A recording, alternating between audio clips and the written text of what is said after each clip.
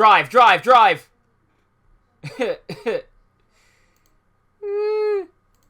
Hurry up. Maybe I can get in. Maybe they won't notice. Yeah, I was there for that. It might also just be like, you know, Twitch being Twitch as well. Okay. Let's see here. So we should be... Alright, this is gonna look bad if you're live. Hopefully it looks better when I upload the VOD. Okay, we're still investigating. What did we last do? Right. Let's see here. Trying to see what I had anything that kind of proves anything. I don't really. But we know he's connected to Shelly to kill her. We know that. No problem. I know it'd be. March 22nd, Red and Claw Law Offices. Mr. Nick, your phone! I don't like the sound of this ringtone right now. It sounds kind of ominous. It's probably just your imagination. You should really pick it up, Mr. Nick. It could be important. Hello? We got a big problem, Belle. What's wrong? I'm on my way to your office right now. Okay. Hey, wait a sec. Why is he coming here? It's terrible. I don't know what to say, pal. It's the end, I say. I'm gonna... Oh. I got here faster than I thought. Hey. No time to relax now, pal. I'm confused as anything here. Well, what happened? We got him! We know who bought that spy camera. Huh? This quickly? And this bear's what gave him away, pal. Bear. Figured it out, pal. I figured out that we should have been looking into the camera instead of the bear. But isn't it Mr. Edgeworth that figured? Shh, Pearls. And? Go on. There's only one person who bought one of those bears who's related to this crime. Who is it? Who would be so rude as to spy another person in their room? Mad on God. Huh? Mad on God. Your client dead soon, pal. Here I thought things couldn't get any worse.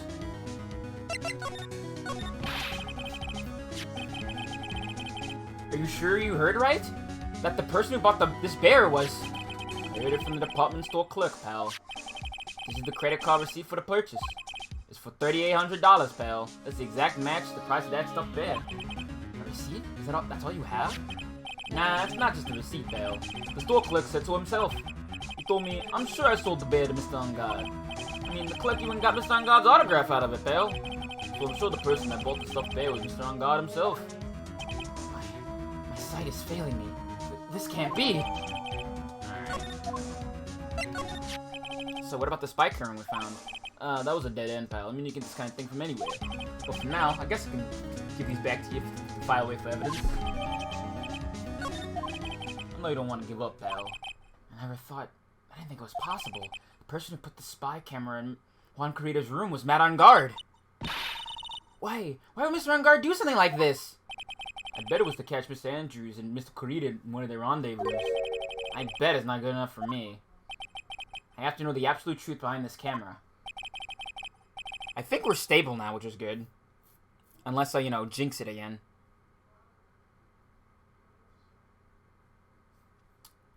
Are you going to see him, Mr. Ungod? Yes. I'm scared, Mr. Nick. I wonder we will find out next. I'm scared myself, but I have to put on a good face for Pearls. Matt on guard. What in the world have you done? Alright. Alright, Buster. What's your game? You're working really late, you know. It's already past 10 p.m., dude. I think it's time you told me the truth. Relax. Don't you know that ignorance is bliss? But if you really want to know, let's talk. Alright. I think I have everything I need for this, series ball. That's a shit ton of stuff. Mad secret. Now, let's see what the secret of yours is. What if Mr. Corrida had been successful in his plan? What would he have disclosed? I told you before, dude. I don't know. I don't know anything about Juan, okay? Look, Mr. Wright, I can keep saying it until I'm blue in the face, but I totally didn't pay Juan any attention the whole time that night. I mean, come on. I was in the middle of a nap. Don't lie to me. Huh? I know you pay close attention to Mr. Kurita, especially on that night.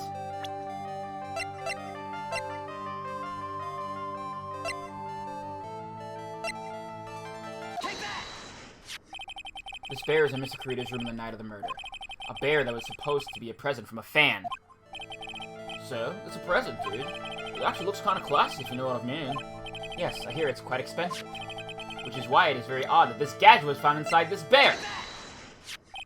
Yeah, my bitrate is red. Oh no.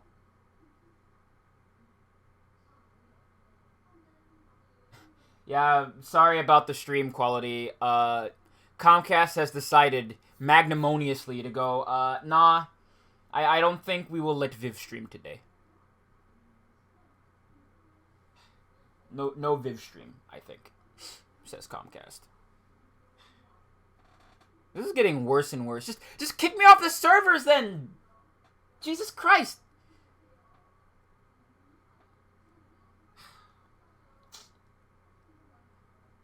This is a very small video camera. And it was hidden inside this bear's eye. Maybe it's a really curious bear? Well, whatever this bear saw was sent somewhere using this transmitter. Which means someone on the night of the murder was secretly filming Mr. Kurita's room. I guess one of a few of those kinds of fans too, huh, dude? Actually, I wouldn't say this bear was a present from a fan. You sure, dude? Who else could it be from? The person who gave this bear to Mr. Kurita was... you, dickhead. Take that! Mr. On guard. Don't you know this bear from somewhere? I don't think I've ever met Mr. Bear before, dude. Aw, but he says he knows you. How could you forget such a great friend? What else did the bear tell you? He says that the one who put this camera in his eye was you, Mr. On guard.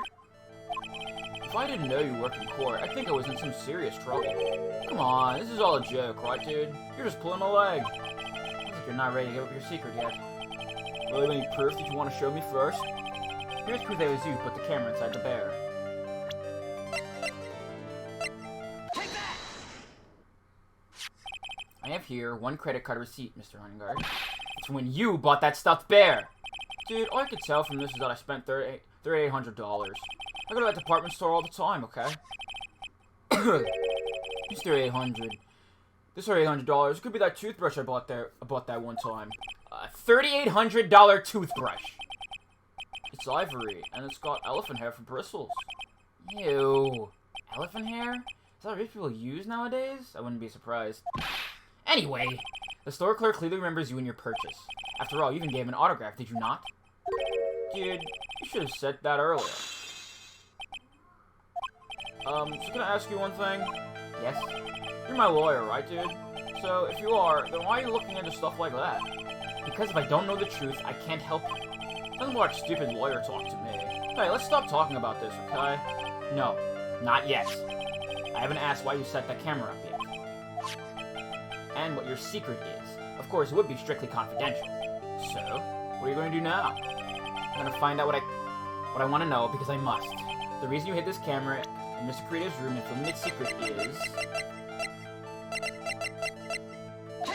Shit. It's not that. I fucked up. I thought it was that part, but nah. I was wrong. Strong guard? Dude, how about you take that bear home and with you and talk to it? I'm sure Mr. Bear would talk with you as much as I will, which is not at all. Alright.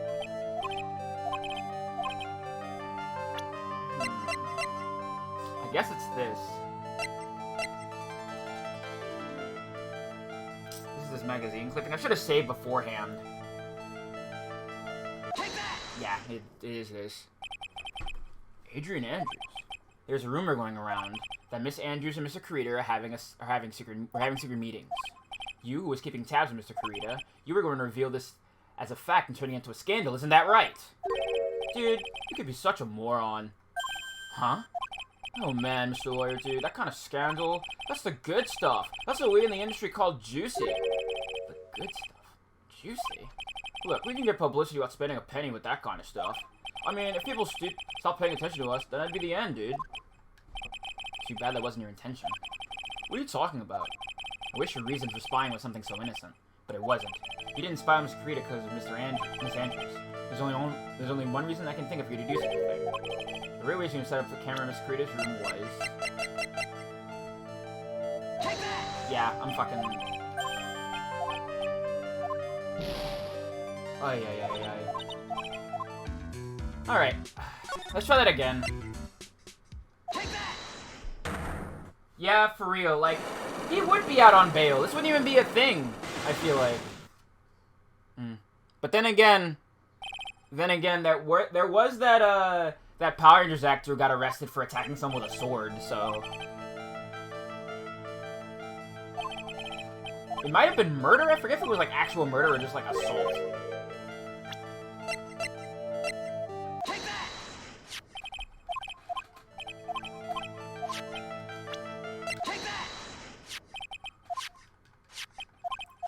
Yeah.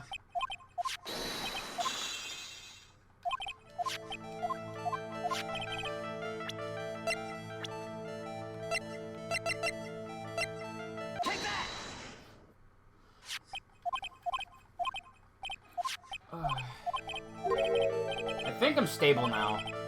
I'm hoping it stops being, you know, gross and weird.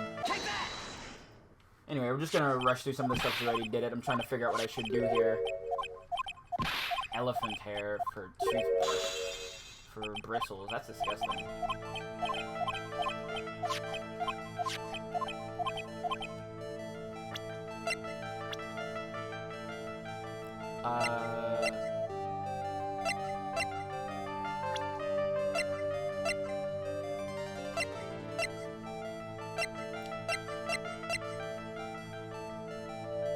Yeah, I mean, basically, they're still, I guess they're just still trying to figure out how to make the game a bit more immersive, I guess.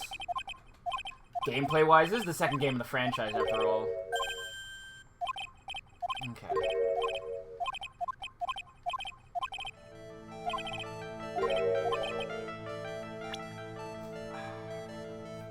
Would it be the guitar case? No. I thought he would know that.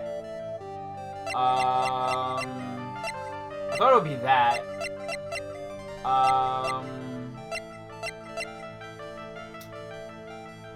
Do I have all the evidence I need for this?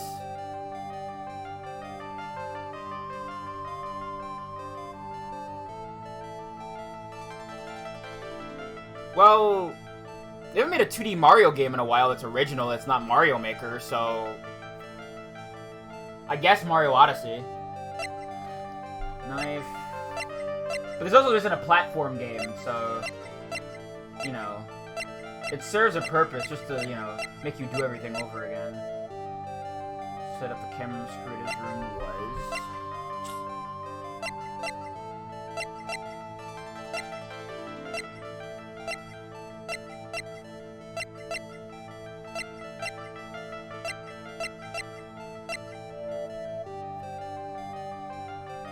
No, that's probably not related to it. Let's think. What do we know? What do we know?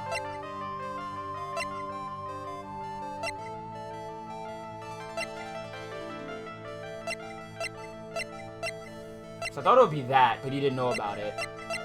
Then there wouldn't be this either. It's not the map. It's not the camera. I guess we don't know why. I'll have to leave and come back.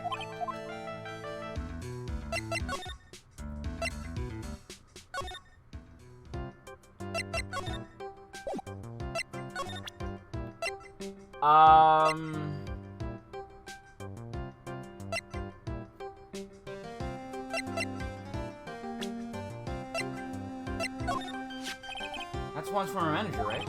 Celeste Impact. She was with Global Studios for a while, way back when. But something's happened and she ended up moving over to Worldwide Studios. Some things? As in... Well, there's no one left around who knows the details, you know? Only rumors are left now. I wish I had more to tell.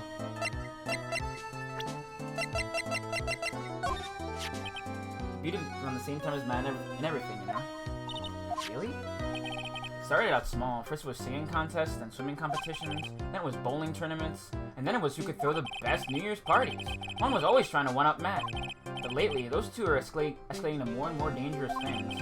I thought that no good would come of it all, so I began to worry. Too bad Juan started in it so soon. That's younger than me, but you can practically see his star potential. Star potential? I got his autograph the other day. Feels kinda wrong now, doesn't it? I don't care what people say. Matt didn't kill Juan. I know he didn't! Okay.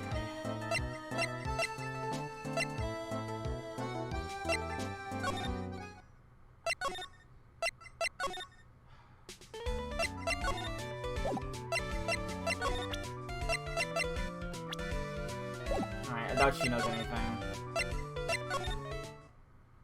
Is there anyone else around here who knows anything?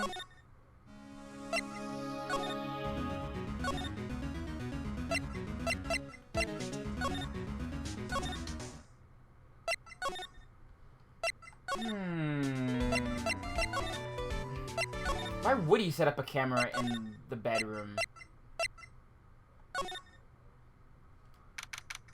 22nd on guard mansion living room. Looks like no one is around. What happened to that person with that stuffed teddy face? Oh, she must be the butler with the stitches in his face. Shoo! Oh, there you are. I guess you're still awake, huh, Shoo? Yeah, come on, let's play. I wonder if that butler, Mr. Doe, is already asleep now.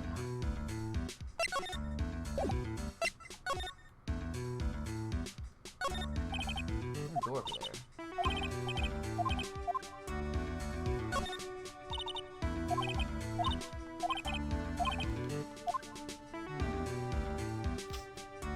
What else could be the reason?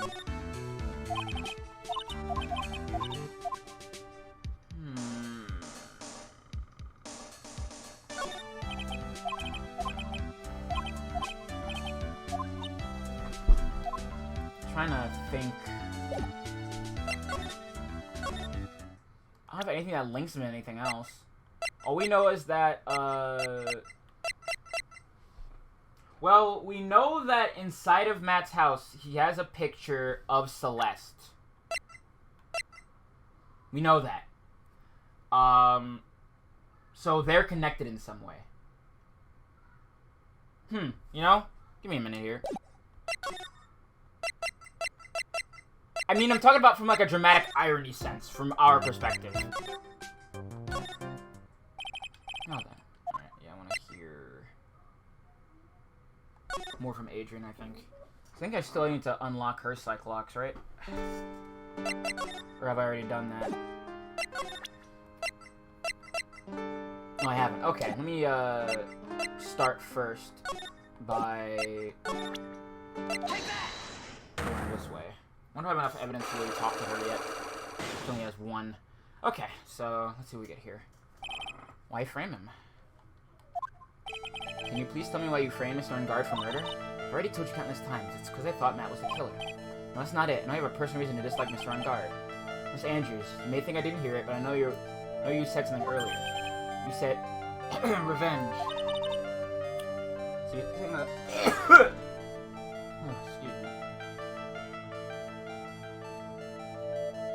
You said I was taking revenge on Matt. But that's why? What an absurd idea. I don't have anything I want to take revenge for. Sanders, a woman who lives by being dependent on other people. There's something in her past that would make her take revenge. I just, throat was kind of dry.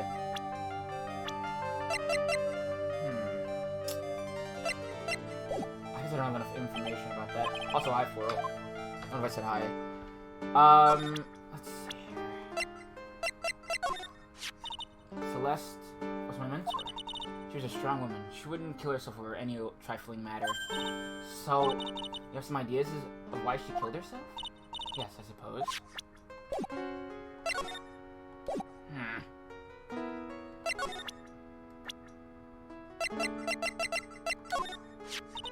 He's a very prideful man. Or rather was. He absolutely had to be with Matt in everything, no matter what it was. He really was such an idiot. Miss Andrews? Well, I guess maybe all stars are like that. Never giving any thought to other people's feelings. Miss Andrews?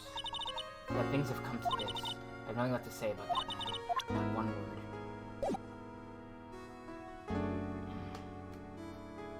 So I need to break her psych lock. But do I have everything I need? Let me look at everything. Picture card, Lada's photo. Picture card plays a role. Transmitter. Suicide report.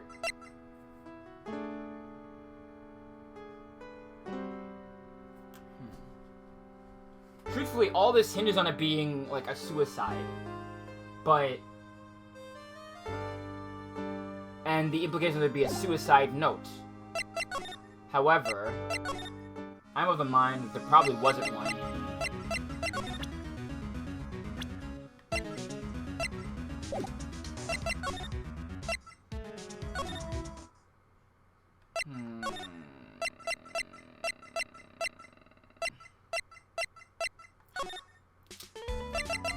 Do you know anything?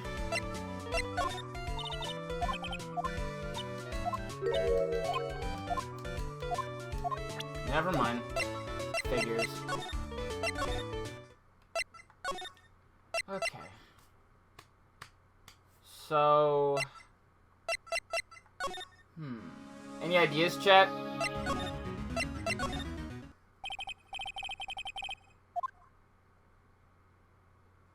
Because...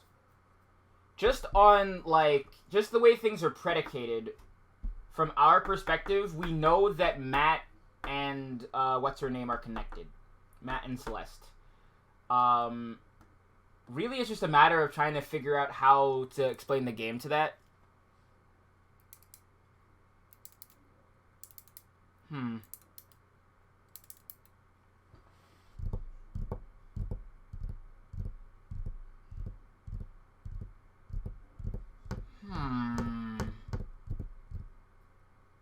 not thinking, but I feel like you should have it. We have enough to break one of them. Andrew seems easier. Okay. Alright.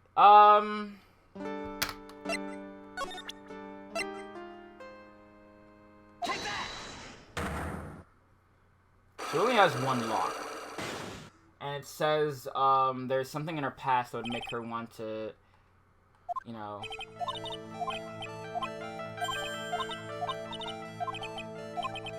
Something in her past. Something or someone in her past would make her take revenge.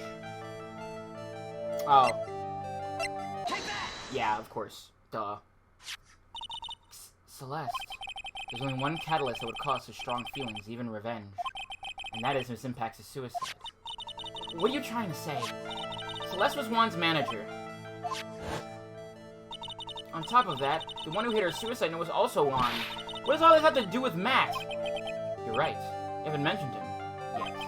But for you to hate Mr. Ongar, it would mean he must have some relation to Miss Impact and her suicide. Some relation to Miss Impact and her suicide.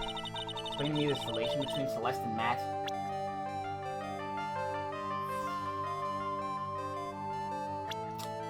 I guess I can't.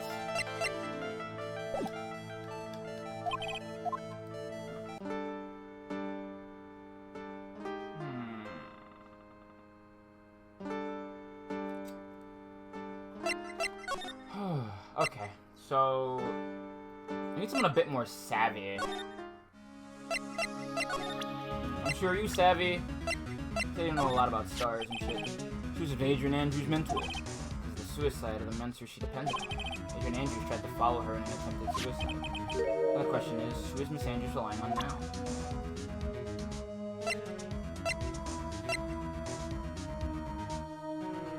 Okay.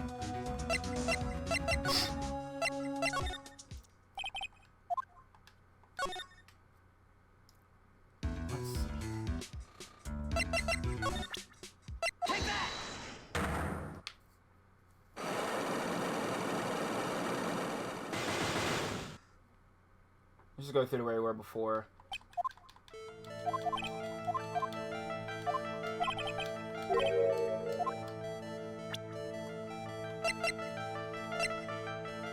Take that! Take that!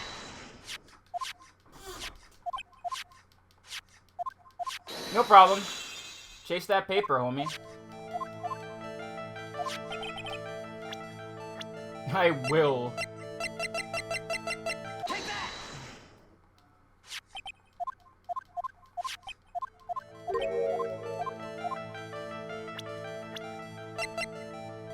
Take that! Okay, so we've gotten up to this point now.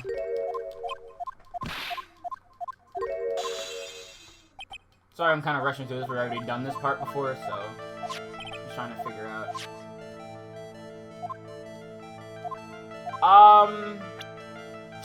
I'm guessing it might be the card, but fuck it. I mean, just Take that! yeah. What is this card, dude? Maybe he doesn't know anything about. Maybe he doesn't know about this card. That this is a certain man's calling card. The man's name is Shelly the Killer, and I'm sure you know of him, don't you? Shelly the Killer? That's ridiculous. Why would I know some shady scumbag like him? If they don't know him, then why are you acting so jumpy? Shit. I'm finally starting to get to the truth. Oh, there it is. Get ready, Chad. I'm about to enter Crunch City. You're now entering, the Crunch Zone. I'm gonna make any mistakes now. Mr. Mad on Guard. I know why you know Mr. the Killer. It's because you're his client. Since you're the one who set up that camera, that means you knew. You knew exactly what's going to happen in that room. So, how? How would you know something like that? It's because you're his client. That's why. You hired Shelly the Killer to assassinate Mr. Juan Corrida. The real mastermind behind this whole murder is you, Mad on Guard. Here I was, trying to be a good boy for you, dude. I thought if you didn't know, you'd do your job without feeling bad. Well, that's what I thought anyway. Mr. On Guard, did you really did hire... Hold on a sec. I'm gonna consult myself, okay? Consult myself? Well, I guess it's probably about time anyway. About time for what? I think it's time for you to leave now, lawyer dude. Time for him to leave? Oh, yeah. How do you do, Mr. Lawyer? I'm Mad on Guard. Who in the shit?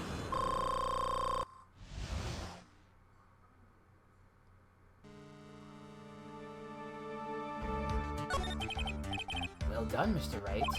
I bet it wasn't easy to gather as much information as you have. So you are Shelly the Killer's client? You didn't really think I would dirty my own hands in this, did you? What do you mean? And that woman, Adrian, was quite brave herself, trying to stick the crime on me. I don't think she had it in her. All I care about is that Juan is dead. Isn't that right, Mr. Lawyer? You're lying! What a terrible... It's way past your bedtime, little girl. Go on, and let us grown-ups talk about more adult things. But why? Why did you hide the video camera and...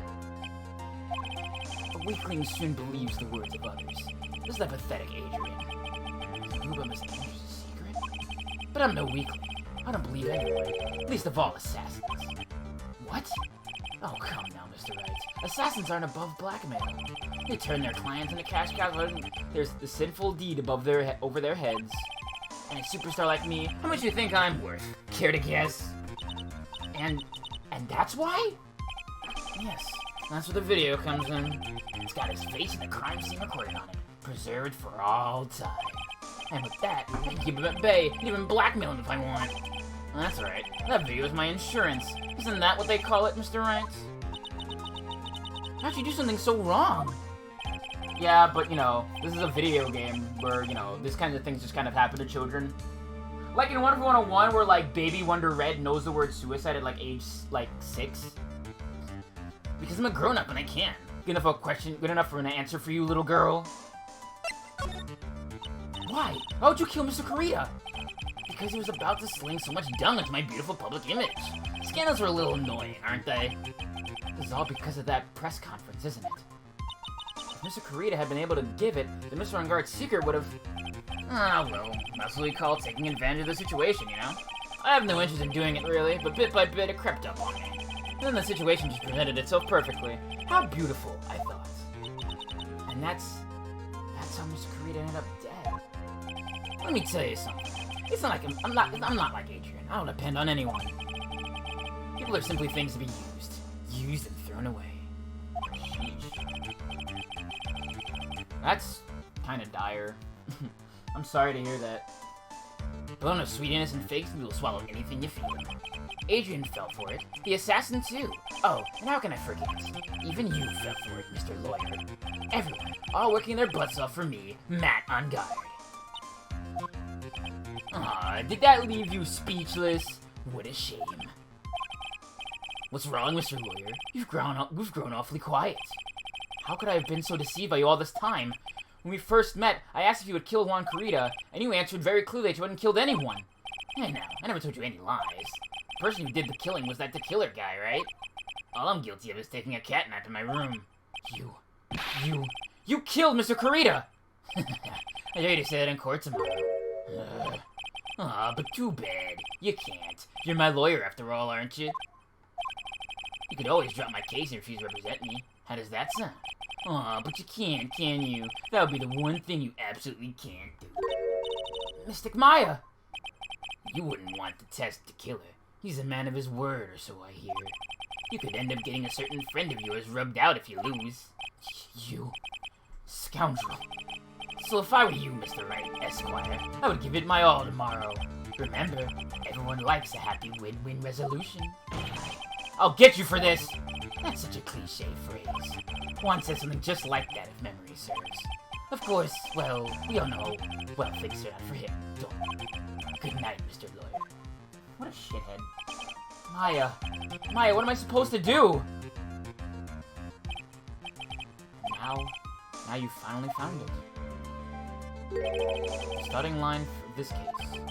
Edgeworth. I don't care for the horrid atmosphere here. Let's return to the precinct. Well, Wright, what are you going to do? You plan on changing your strategy? No! We can't do that! That's right. He's holding Maya hostage. What should I do? That's not something I can answer for you. Mr. Edgeworth. Right. Only you can decide where to go from here. 1 year ago, at that time, I didn't truly understand what a prosecutor was, and that is why I had to leave the prosecutor's office. I felt that I couldn't stand in a court of law until I knew what a prosecutor really was. And now, Wright, it's your turn. My turn? What is this thing called a lawyer? What can you do as one? You must find the answer, and you must find it on your own. I'm a lawyer, but to fight for someone who clearly is a killer, and that on guard, that man is really, ugh! It doesn't matter who. Every person deserves a proper defense and a fair trial. Isn't that the basis of our judicial system? Yeah, sure. I believe that. Proper defense? What exactly is that? Is it where a lawyer forcibly and blindly gets an acquittal through shouting and trickery? Ironically, of all people should say such a thing. Is that exactly how you have fought for your clients up until now? Well, that may be true, but that's because I believe in my clients to be innocent from the bottom of my heart.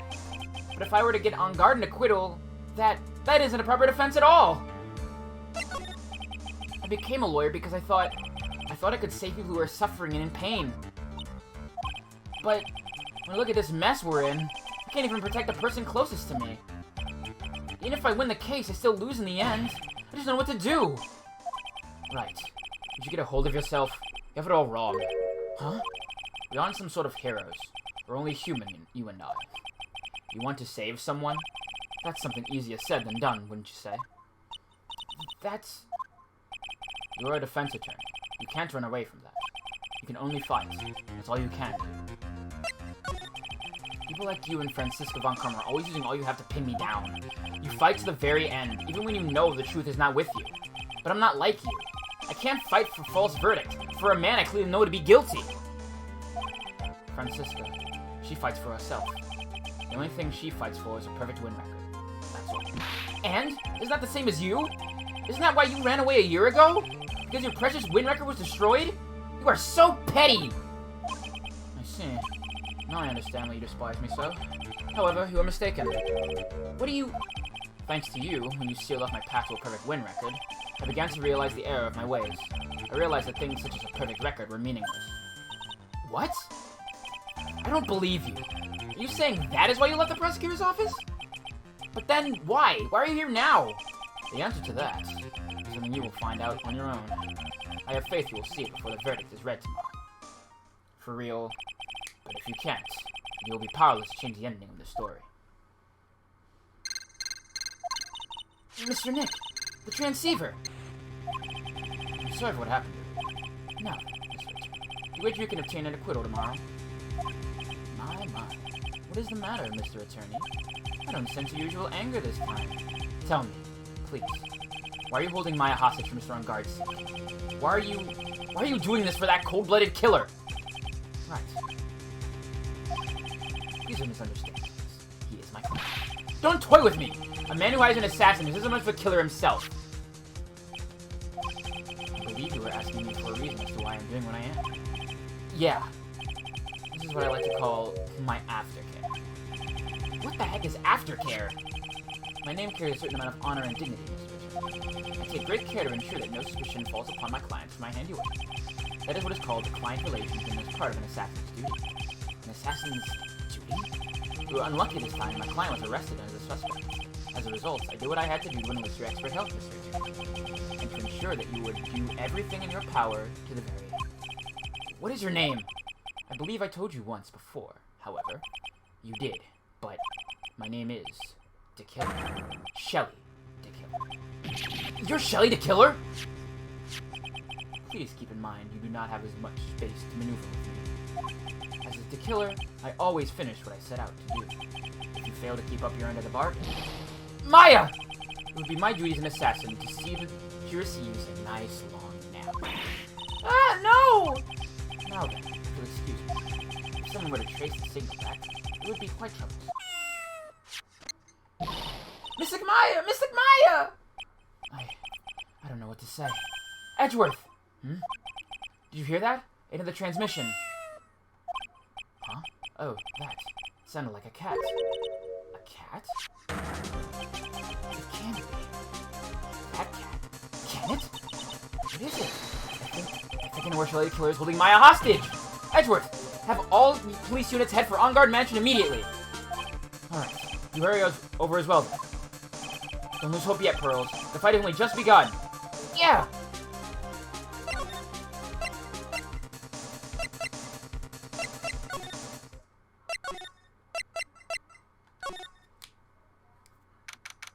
March 22nd, On Guard Mansion living room. Maya! Please answer us! Mystic Maya! We have this area completely surrounded. There's no way for him to escape. Assuming it's still in the area. I can't believe it. That butler. All this time was the killer. He and On Guard are working together all this time. I'm sure they had worked out a contingency plan ahead of time.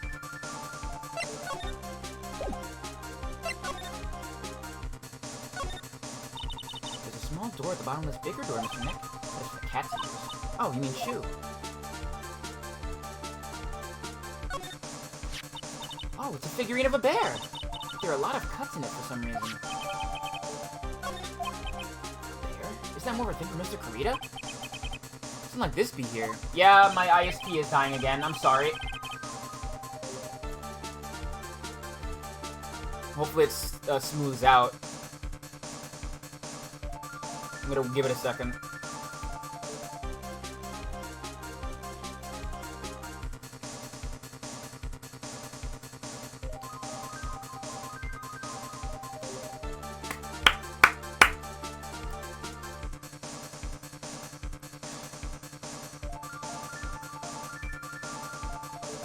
I'm sure just kick me off the server at this point. So I could, you know, try to reconnect, but...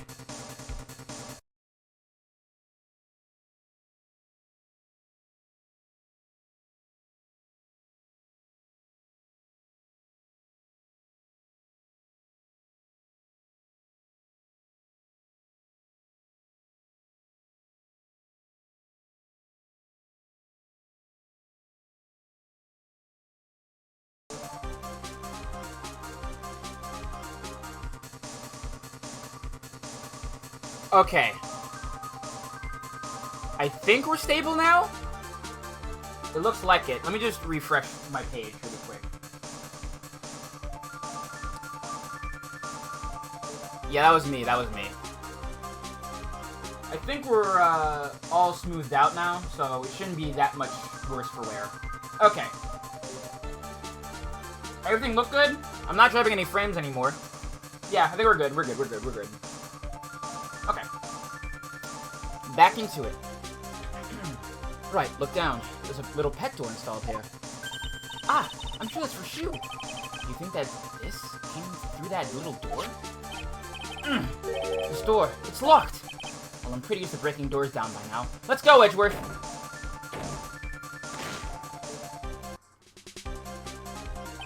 Ah, there's no one in here. There's no one here. From looks of this, I'd say this is on God's private lounge. Look at this, right? Antenna for sending and receiving video signals on a VCR. Check inside the deck. There's a tape. It would be an important piece of evidence. If we're lucky, we'll have the moment the crime was committed recorded on it. I'm sorry, but the tape deck is empty. There's no tape to be found. No! There's no mistake that someone used this to record. Look at someone took the tape we're looking for and escaped. And the photo's gone too! It's on Guard's computer. Maya, why can't you just use this to get help? Mr. Nick! Where's the power switch? Oh, I get it. So that's what happened. She couldn't find the power switch. Huge television speakers loom largely here. I'm sure if Maya saw this, she'd say, I would die a happy samurai fan if I could see the Nickel Samurai on a TV like this. God! I love how well he knows her. That's cute. That's great. Yeah, that's what she'd say. Ah! Can't even make a joke about Maya, all things considered. Literally siblings, brother and sister. It's a VCR and an antenna.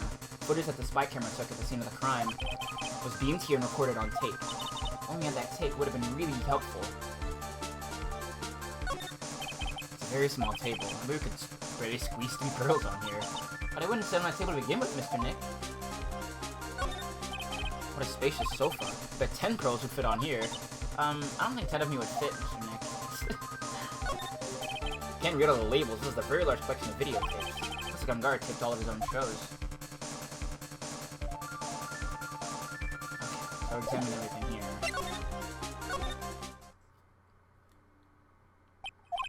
We've searched all over, but it looks like he got away. I'm sorry. It looks like he slipped out of our grasp this time. And now, we've lost our only lead. Don't give up yet. The little girl is looking to you to be our pillar. Yeah, you're right. We're close, I can tell. We've already set up checkpoints along every route leading out of this district. Leave the rest to us. Maya. Alright, let's look at this. Looks like a picture of Miss Impax. With love, Celeste. Miss Impax? You mean... Yes, Mr. Kurita's former manager. Why would a picture of Miss Impax be here in Mr. Ungard's mansion? Why does it say, with love? This might be a clue. Ah! What's wrong, Pearls? Please let me see that picture frame! Huh? What's so special about the frame? On the back! There's something written on the back of the frame! Maya. It's Mystic Maya! She left us a message! What? I thought you'd come. I knew you would. Now listen up. You better get on guard as a guilty sentence, okay? If you get that creepy slam bag of not guilty, I'll never forgive you ever. I'm fine, so you don't need to worry. There's so much I want to write, but I don't think I have a lot of time left. Pearly, you're there too, right? Just make sure you help Nick, okay? Someone's got to watch out for the helpless lump.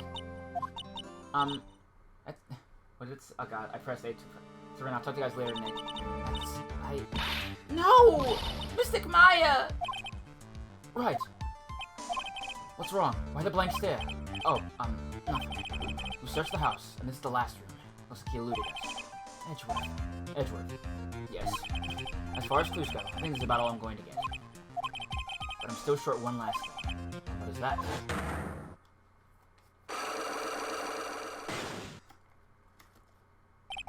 Miss Andrews is Cyclops. If I could just find out what secret she's holding. But I think I'd stand a chance in court tomorrow. To blow this case wide open and expose the truth. If I can I know what you're thinking. I'll contact the detention center. Thanks, Edgeworth. Well, let's go, Pros. Sound within that last lock. March 22nd, detention center, visitor's room. Well, he can't. Well, he doesn't.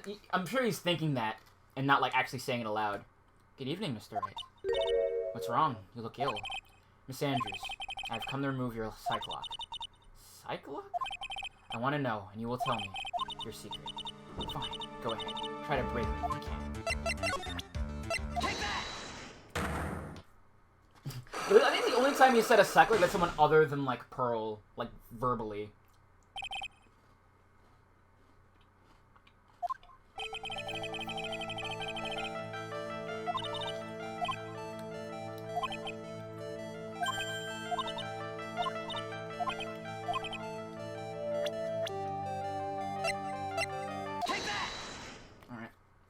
I got your secret.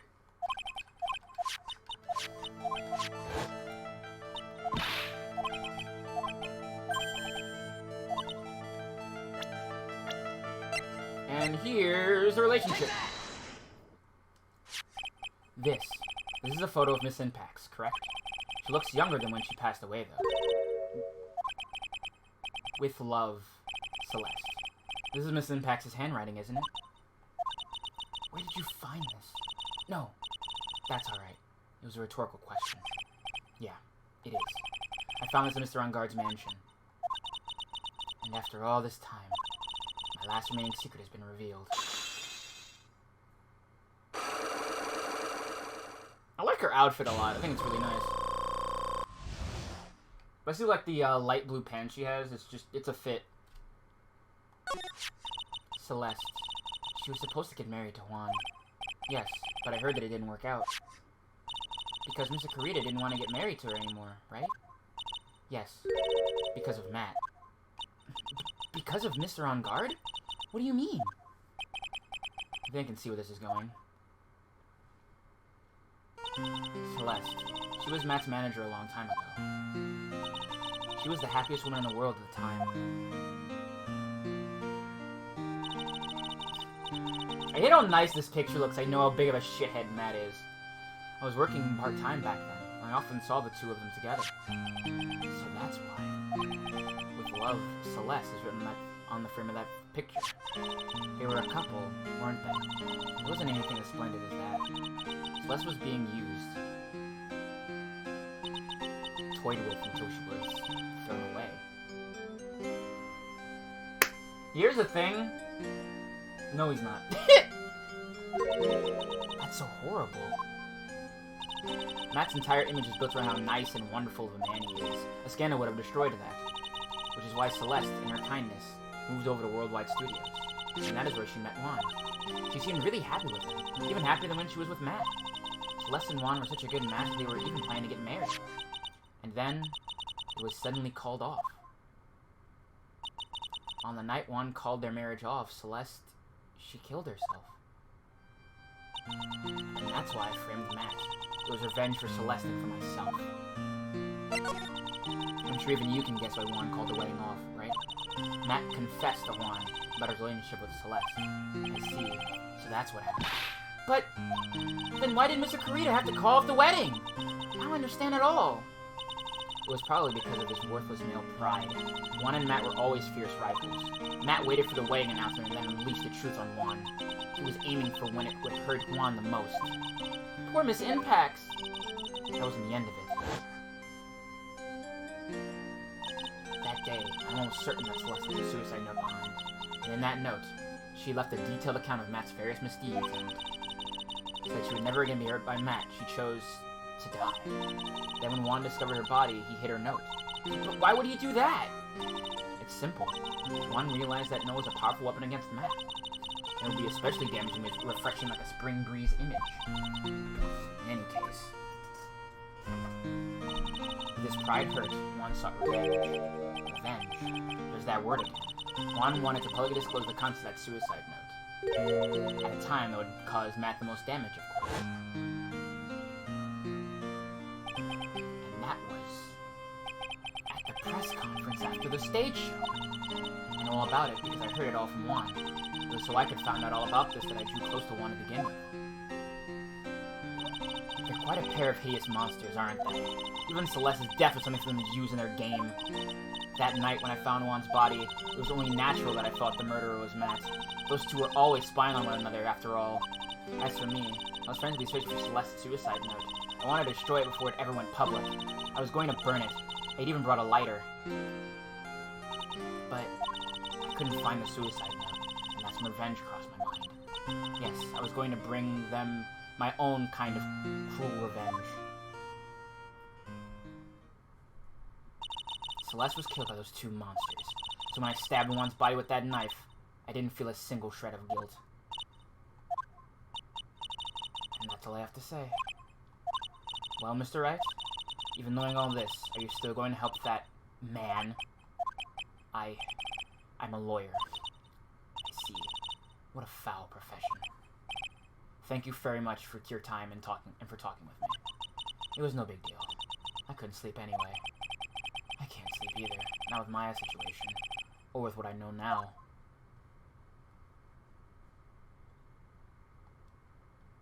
Well, let's wrap this puppy up.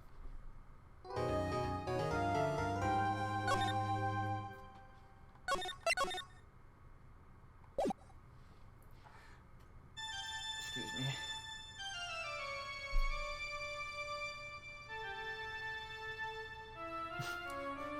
What emote is that? Oh, my dog. Oh, hearing an actor again.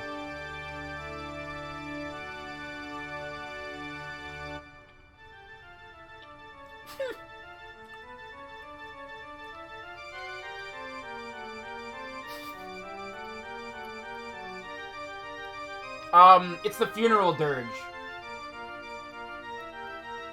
You know, da-da-da, da-da-da-da-da, that thing.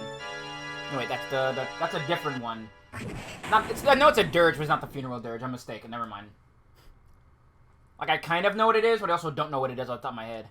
I've had this dream before someplace, some time ago. As if this day was written into my destiny. Today I'll stand in court as a lawyer to prove a killer innocent.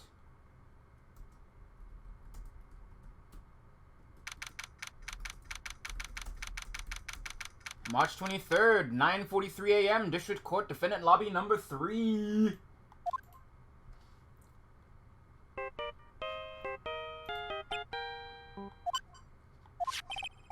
Hello, this is Phoenix Wright. You don't look so well, dude. You're gonna prove me not guilty today, right? How do people not see this? There's like 2 cops right there.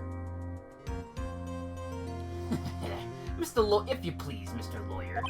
Remember, it's not just me. Your precious friend's life is riding on this verdict too. Today's verdict too. Ugh.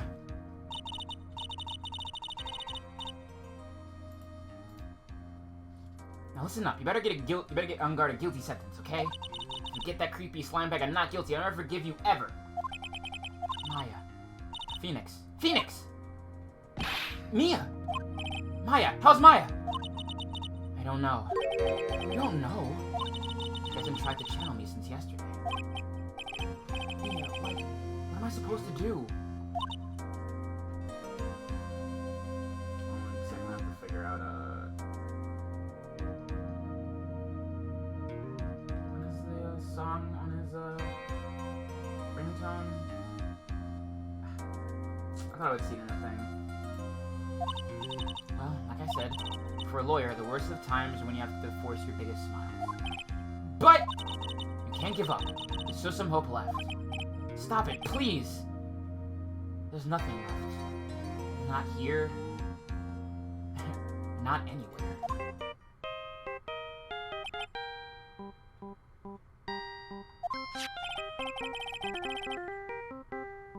Ugh, it's that cursed on guard again. Will you leave me alone? Look, don't call me anymore, I mean it. You're really mean, pal. Ah! Gumshoe! I'm really, really sorry. Where are you? Now let me join the investigation team. We're chasing after Tequila, pal.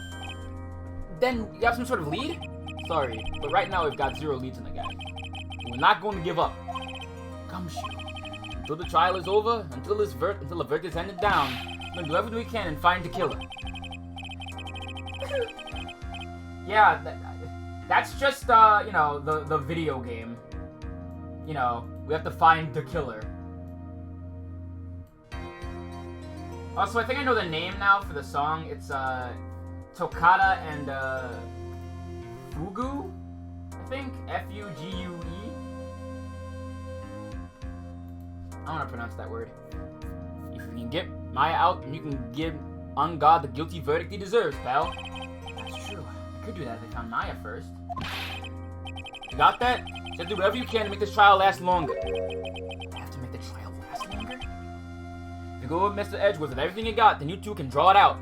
Oh, now I get it. I believe in you, pal. You and Mr. Edgeworth can do it. Fugue. Okay. So, believe in us. We're gonna give it all we can. You're gonna get all we got, just like you. Got it. Thanks, Gumshoe. Hey, Phoenix. You understand now, don't you? You have something money will never be able to buy. Friendship. It's the strongest weapon in the world, and you have it in abundance. Yeah! Looks like we're coming to the end. I have to make this trial last as long as I can. Gumshoe will come through, I know it.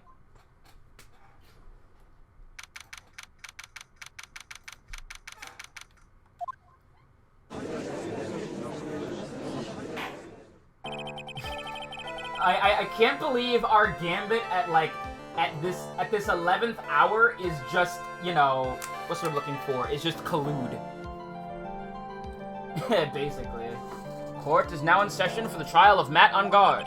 Defense is ready, Your Honor. The prosecution has been ready for a while, Your Honor. Now, as I recall, we concluded yesterday's session with a big mystery on our hands. The mystery being what exactly was Miss Andrews' role in this murder. That is to say, is she really connected to the crime itself? Friendship is Maya, yeah. Friendship is channeling. Mr. Edgeworth, if you would please inform the court of today's proceedings. Adrian Andrews. She forged evidence that threw suspicion on Mr. Ungod, and then proceeded to escape the crime scene wearing a nickel samurai costume. The guilt of these actions are those from which she cannot escape. You're saying she is guilty after all? I'm not finished, Your Honor. Miss Andrews has nothing to do with committing the actual murder. I would like to direct the court's attention to this card. What is that? It looks like a shell. This is the calling card of a certain assassin. Assassin, you say? Yes, Juan Creed was killed by a professional assassin. And the person who hired the assassin, his client, so to speak, is Madame God. What a surprising turn of events! I would think it's become a commonplace by now, Your Honor. I know what's going on this time, so I know everything that Edgeworth said is true. But we still have to hold out as long as we can, at least until Maya's safe and sound. I wonder how the trial will turn out today. Now, please call your first witness, Mr. Edgeworth. Prosecution calls the defendant's mentor, Mr. Will Powers, to the stand. Please be nice to him! Now then, witness, your name and occupation, please. Okay, I'm, Will Powers. I'm a poor, underpaid action star. And what is your relation to the defendant? Well, that's, I guess, some sort of a lousy mentor name in a way. Yeah. Mr. Powers, please, you don't need to put yourself down so much. Oh, sorry. But I'm just kind of a nothing sort of guy. On the night of the murder, you visited the defendant's room. This is correct. Yes. I didn't know that. But you know, I didn't actually get to see Matt when I went. All you need to do is answer what you're asked. One second. All you need to do is answer what you're asked. Now, I would like you to please testify about when you went to Mr. Ungod's room. Okay, sure. Let's get the deets.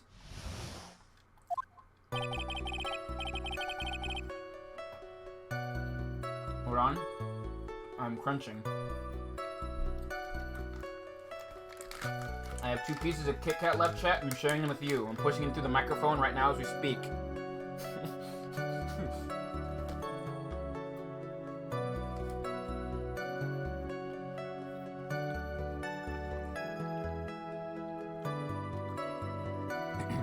After the award ceremony, I went by myself to Matt's room.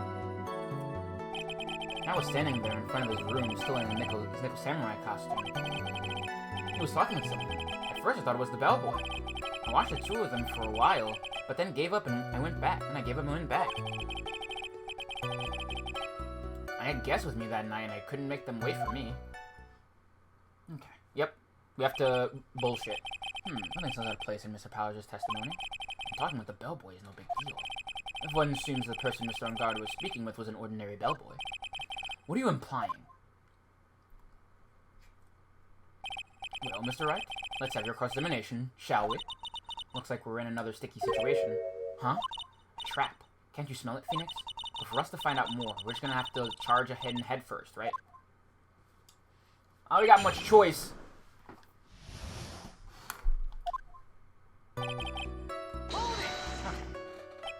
The defendant's room. Why did you go there? Well, I'm his mentor, like a big brother, sort of, and I wanted to say congrats. What's wrong? Why did you stop? Mr. Wright! What is it? You're going to try to trick me into a corner, aren't you? Huh? I know I'm just a poor underpaid action star, but I'm not the killer! No one said you were, Mr. Powers. No, please, don't trick me. Every time you do your lawyer thing, the witness suddenly turns into the bad guy. No, Mr. Powers, it's just the unfortunate thing that most people who testify are, stupid. And decide, I'm gonna go and testify, even though there's multiple incriminating pieces of evidence against my person. You know? It's correlation, not causation.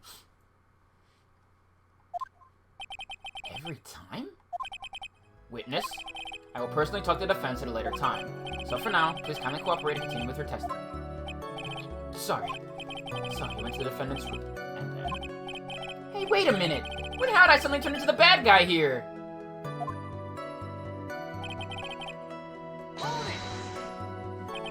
Are you sure that was Matt on guard? Yeah, I'm sure. He wasn't wearing the nickel samurai mask then. If that's the case, then he really can't be mistaken. And what was the defendant doing, sitting in front of his own room?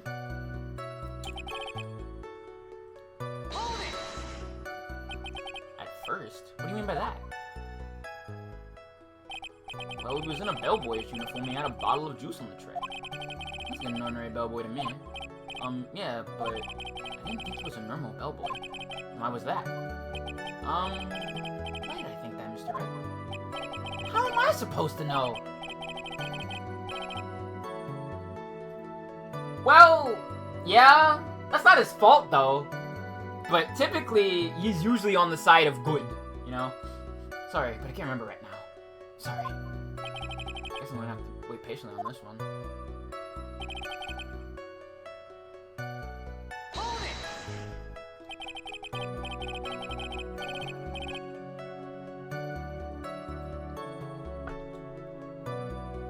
You saw the two of them, the bellboy and the defendant, together, correct? Yeah, the bellboy just wanted to say congrats. Now, while you were watching the two of them, did you notice anything strange? You know, I did feel something weird. I think it was because Matt, well, he gave the bellboy a tip. A tip? That's a perfectly normal thing to do. So long as you watch the two of them. Not more than a minute or two, I think. So who are these guests you're talking about? You guys, of course. You and Maya and Little Pearl. I thought it would be really rude since I invited you guys if I disappeared on me. So I went back to my seat pretty soon after seeing Matt in the hallway. I'm like squeezing water from a stone. Probably pointing to press further. Remember this incident? Did Miss Powers leave his seat that night? I don't remember that happening at all. Maya was making such a racket in her hyper state. I ended up focusing on her. I see. In any case, from your story, he probably wasn't gone for very long. Up to the award ceremony by yourself to the master. I was standing there in front of this room selling nickel samurai masks. Talking with someone. I first thought it was the bellboy.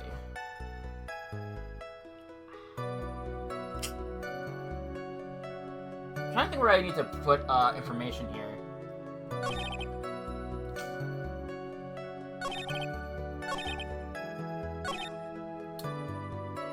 Let me think here.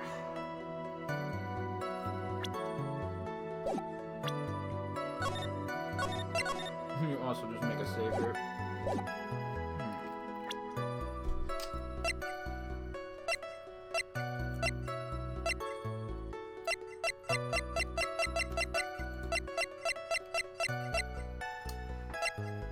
Let me think. So, if he wasn't up that long,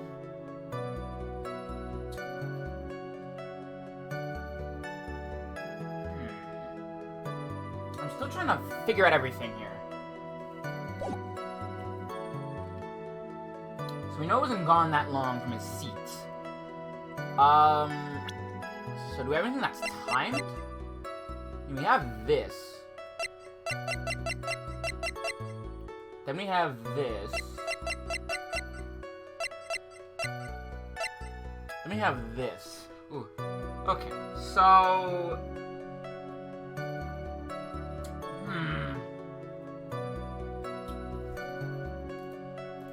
Usually just, bullshit and just try to get us out of this, situation, but that's only part of, like, the in-game lore, not something I can actively do.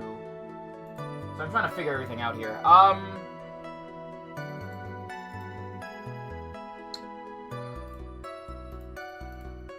Let's think. It's not the autopsy report. It's not the suicide attempt. He has mask off.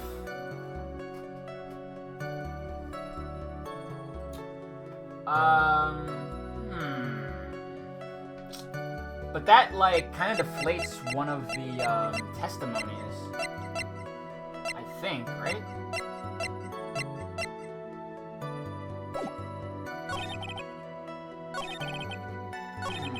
You gave him a tip.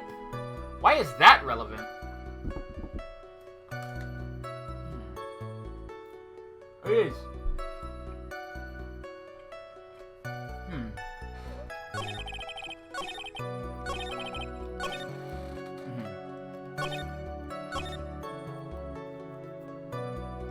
It's like when someone at first level was a bellboy. Two of them for a while, and then I gave up and went back.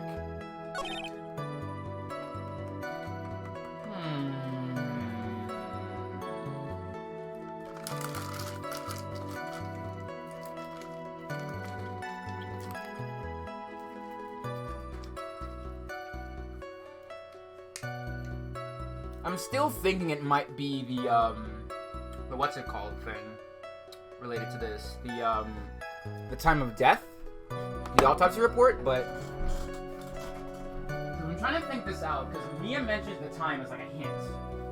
So I'm trying to figure everything out here. Give me a second, I'm weird braining right now at the same time. I think I have.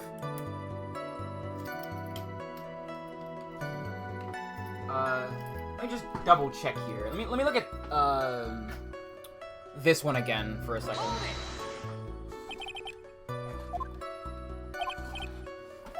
Strange, something weird. Matt, he gave the bellboy a tip. Okay. Not more than a minute or two. So...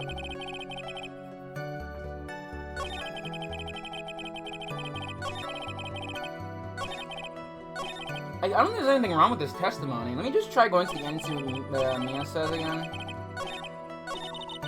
Remember this? Mr. Powers in the seat that night? I don't remember that happening at all. My was against a racket in her hyper state. I ended up focusing on her. You see, in any case, from the story, he probably wasn't gone for very long. So...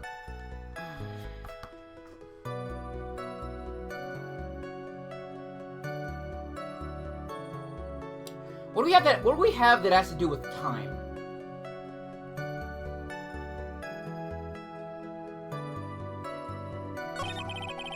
I did press the bellboy one. I'm just trying to figure out everything. Let me do it one more time though.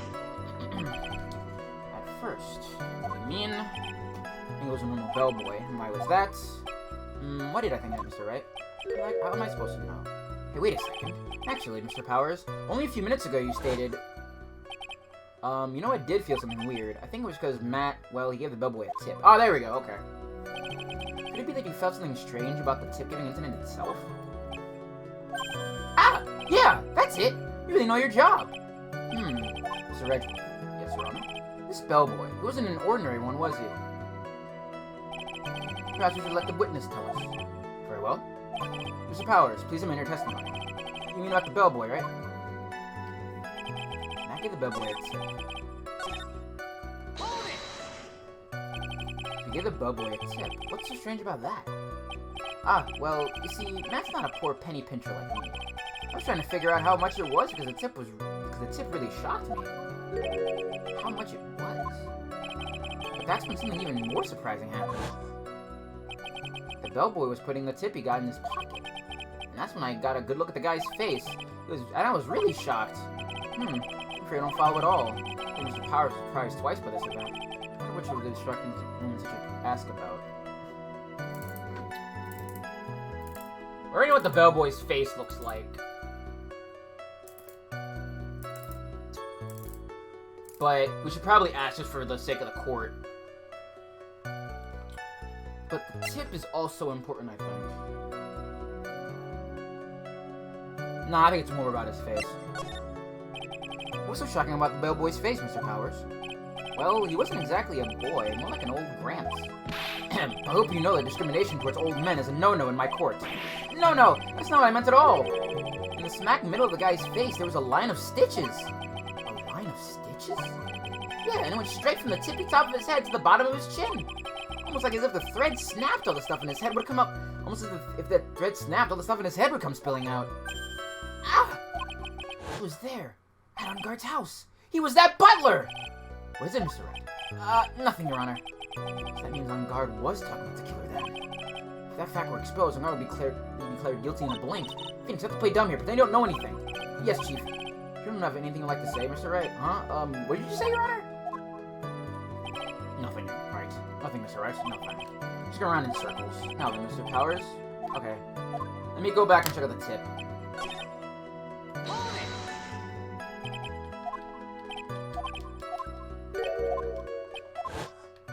Okay. So we know that the... Alright. The defendant is a huge star. He can afford to give a generous tips, wouldn't you agree? Sure. But giving him that much may be a little too much, I think. A little too much? So please clarify for the court about how much would you say the defendant gave to the bellboy? Honestly, I don't know. I can't even begin to guess. And why is that? Because he gave the bellboy a really fat roll of cash. A roll of cash? Ah, well, how interesting. That certainly was a very generous tip, wasn't it? A very fat roll of cash. It's gonna be called a tip, Your Honor. They're beginning to look awful suspicious of us. Actually, raising objection. The defendant is a superstar. That kind of tip is typical fare for people like him. Are you saying that all superstars are super spenders? If I could receive large rolls of cash simply by bringing people things on trays, then why on earth would I be standing here prosecuting? You've got a point. I'm not even paid, let alone rolls of cash for all my hard work.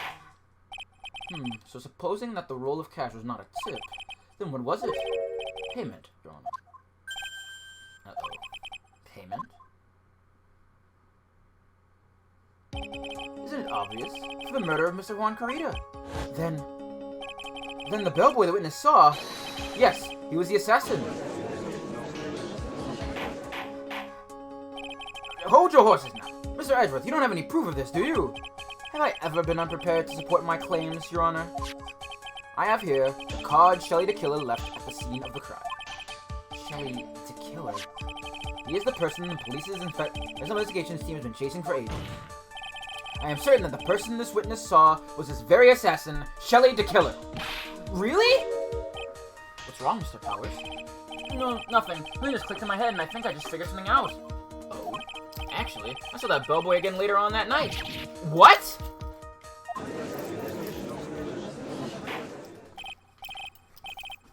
Mr. Powers, please testify. Please tell us about what you saw. Yes, sir. Right away. Okay. Let's get the deets from this. This time, I was in that hallway because I had to go to the bathroom. And that's when that bellboy I saw earlier came out of the room. Of course, when I say room, I mean Juan Carita's room. Now that I think about it, the bellboy did seem kind of out of place. Yeah, so he had to be the assassin. I'm sure of it. I mean, doesn't seem very sure. Thank you very much. That is all we need for now. Huh? But I'm not done. There's still more. Let us first establish that the bellboy was truly Mr. the Killer. Then we shall see. So the bellboy came out of the victim's room. And if that bellboy really was the assassin, then I think the answer is fairly obvious. I'll be correct, Your Honor. Well, Mr. Wright, I believe it is your turn to entertain and make us laugh. Ha, ha, ha, ha. No laughing matter.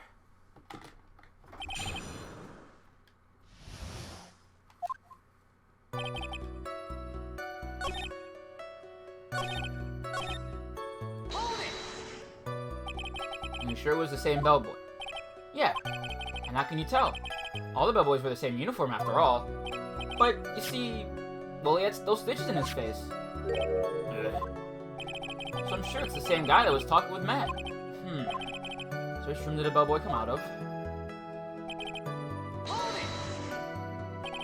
The victim's room, huh?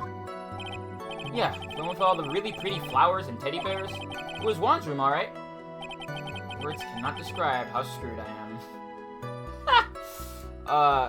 He says so much funny shit. I love him. I'm gonna screen cap this too.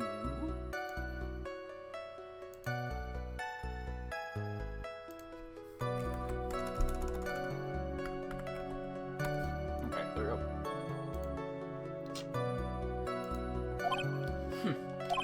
Let's continue with the testimony, shall we? Why did the bellboy seem out of place? So what exactly was so out of place about it? Right. Why the insipid grin? Maybe because I have no idea what damaging thing he's gonna say next. Well, the bellboy was empty-handed. Empty-handed? That bellboy was one of those room service people, right? But he wasn't pushing a cart and he wasn't holding a tray either. You'd call that a little strange too, wouldn't you? I agree that it is a bit strange, Mr. Powers. Is it really that unusual for a bellboy to be empty-handed? What should I do? Should I let Mr. Powers' testimony slide, or...? I wish you could see the face I'm making, because of course, I want to pull a fast one. There's nothing strange or unusual about an empty-handed bellboy. But there really is. There really isn't. If you two are done being school children, bellboys are for room service. There's no reason for them to be empty-handed ever. Your Honor, I ask that the witness's previous statement be supplanted with this new one. Edgeworth, are you trying to do whatever you can to make the bellboy look suspicious? I see. Very well. This court recognizes and grants the prosecution's request. Mr. Powers, if you would amend your testimony, please. Yes, sir.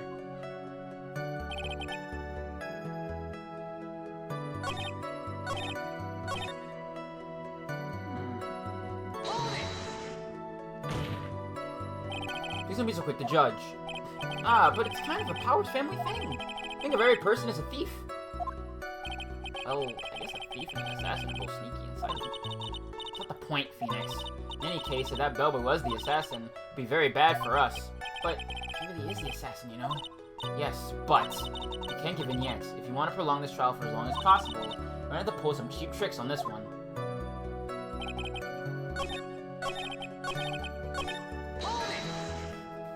And what time was it? Well, I don't remember. The award ceremony ended around 8 p.m., right? And I went to Matt's room pretty soon after that, and then I came back, and then went to the bathroom. So I guess maybe it was around 8:10 by that time? You're not for details, are you, Mr. Powers? Sorry. I thought I could maybe catch Matt and say my congrats.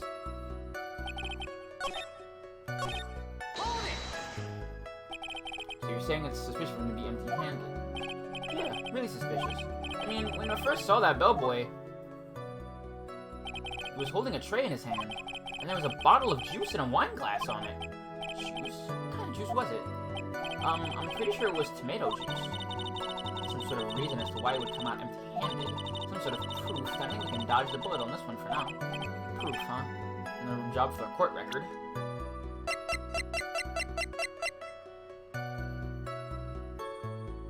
Aha!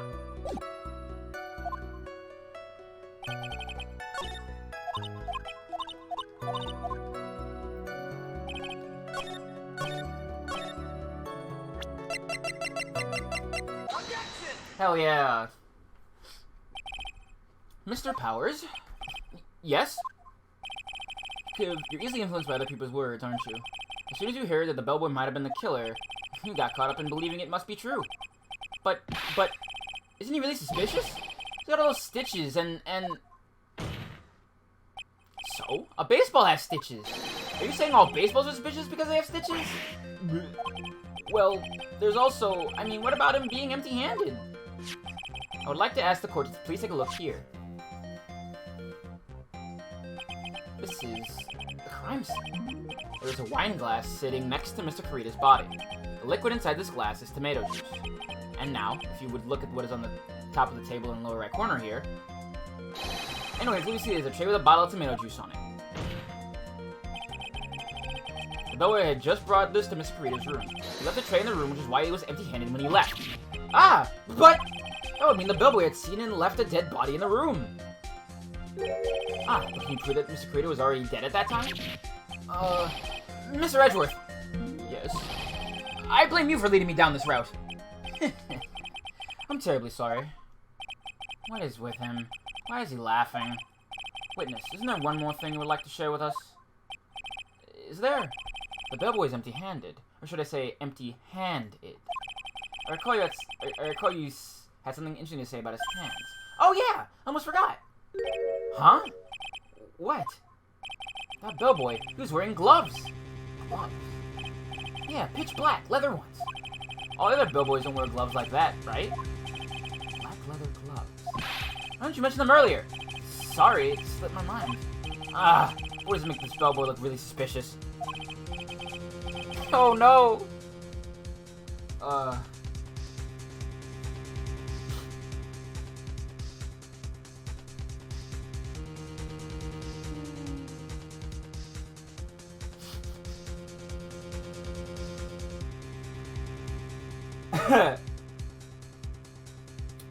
Okay, alright. So here's the thing. I'm not gonna even try to bring weird, dumb online discourse into this thing unless it's like, you know, about making fun of somebody who's like a huge shithead. So I don't wanna bring that in here. Sorry, Floral. Alright, gotta focus. I can't get lax here. So what if he had gloves? A lot of bellboys wear gloves. Come on, Mr. Wright. That bellboy was wearing black leather ones. So, a football is made of leather. Are you saying all footballs are suspicious because they're made of leather? But that man, he received a large roll of cash from the defendant. And then he was seen leaving the crime scene wearing black leather gloves. I don't think that even someone as myself can believe he was just another bellboy. It seems that we have finally come to an understanding. Now then, witness, please continue the rest of your testimony. Best. Oh yes, please tell us more. Okay.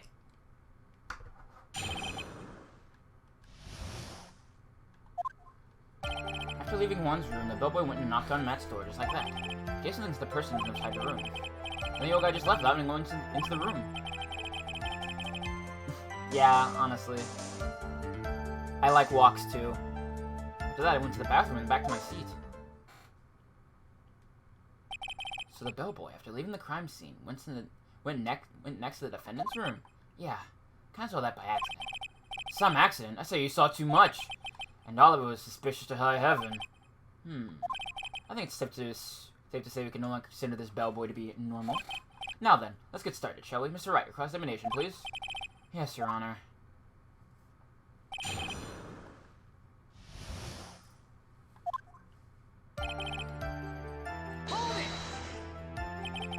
that what you saw when you were busy spying? Excuse me?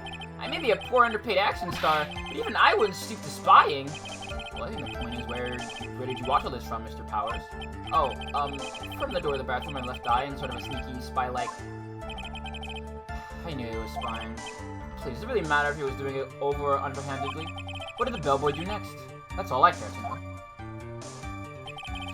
Hold it! He said, hold it. Okay. That's better. What kind of statement is that? Please elaborate and give us a few more details. Oh, okay. I should probably ask more than one question at a time.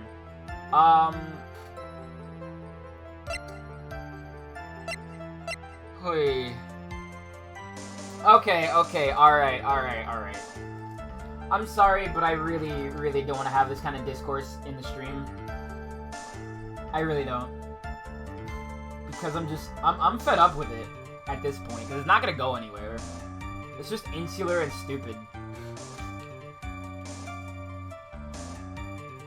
Let's talk about the person inside. So, who took this something the bellboy handed off? Actually, I don't know. What do you mean? I'm sorry, but I only saw the person's arm. Only an arm? You're saying you didn't see the person's face? Yeah. Well, it was Mr. Ungard's room, correct? So it could have only been Mr. Ungard himself, I'd say. And then, what did the bellboy do after that? Oh, after he gave the person inside the room the thing.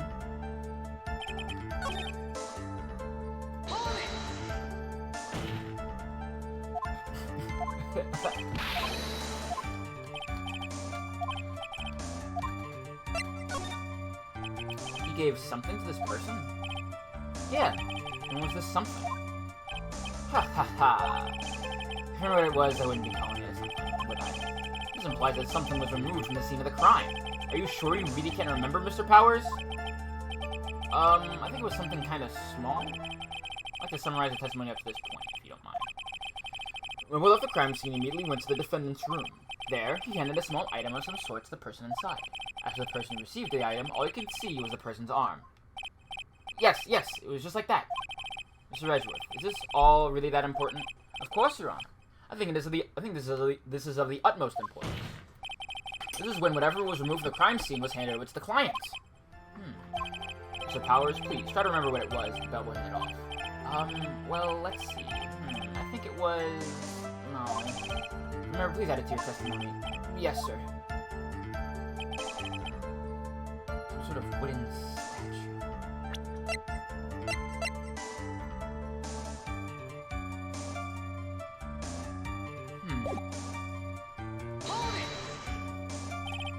Statue? Yeah, this face? Yeah, kinda look like one, I guess. If it's really the actual thing, I probably remember, you know? Looks like for this trial to proceed, I'm gonna need to come up with whatever this statue thing is and show it to him. I'll trust your instinct on this one and take a chance, Phoenix. Mr. Powers, to your testimony. Okay. Oh no, this face. Yeah, it is Doom Guy face, huh? Yep, this is it. What's the point of that pregnant pause? Where'd that objection come from? Well, speak up. It was me, Your Honor. What is it, Phoenix? I have a feeling that something bad is gonna happen once I show this. Mr. Wright, if you have something to say, please spit it out. Let me, just quickly save here.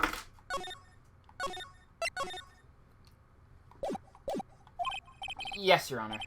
Okay, Phoenix, deep breath. Mr. Powers, there's something you saw. Was it this item? Oh, hey! That's it! That's the something! Wow, Mr. Wright, you really figured it out! I recall you found this at Madame God's mansion.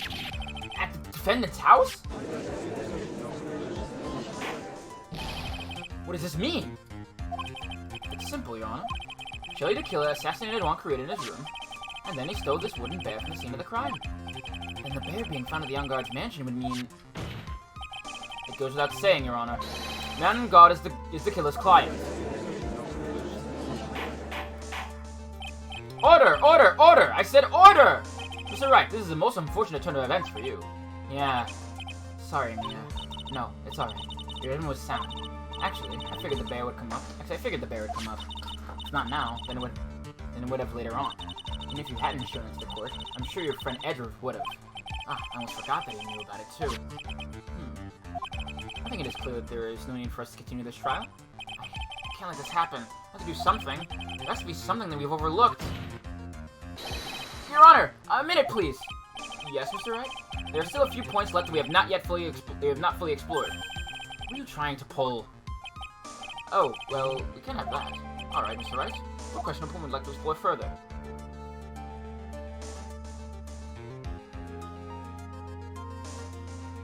You know what? The bear itself, I feel like, is very suspicious. I mean, it's really obvious. The bear itself is very questionable. The bear, Mr. Wright? This was found in Mr. Engarde's mansion. However, Mr. Engarde was arrested at the hotel that night, which means that since the murder occurred, he has not had a chance to go home. Oh. I think, Your Honor, has already figured out what I'm trying to say. It's not possible that it was Mr. Engarde who took this bear to his mansion. Why? Why, that's very true. We didn't consider that point, Mr. Wright. There's no way, time-wise, for the defendant to have taken this bear home. Phew. Disaster averted. Look. You haven't gotten the best of me yet, Mr. Wright. Huh? I remember it clear as day. I remember what you muttered to yourself at Engarde's mansion. Eric who's surrounded isn't waiting for him to escape. I can't believe it. That butler, all this time, he was the killer.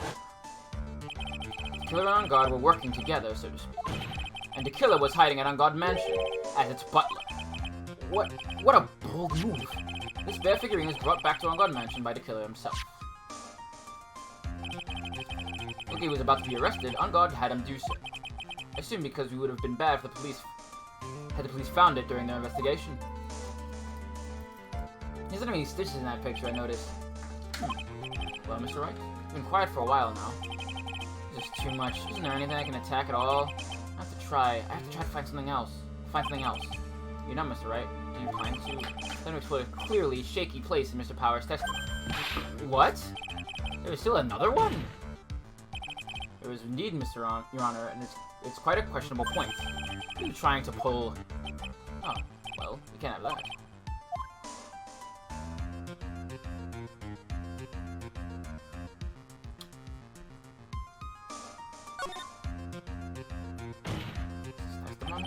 Oh, just testimony, of course.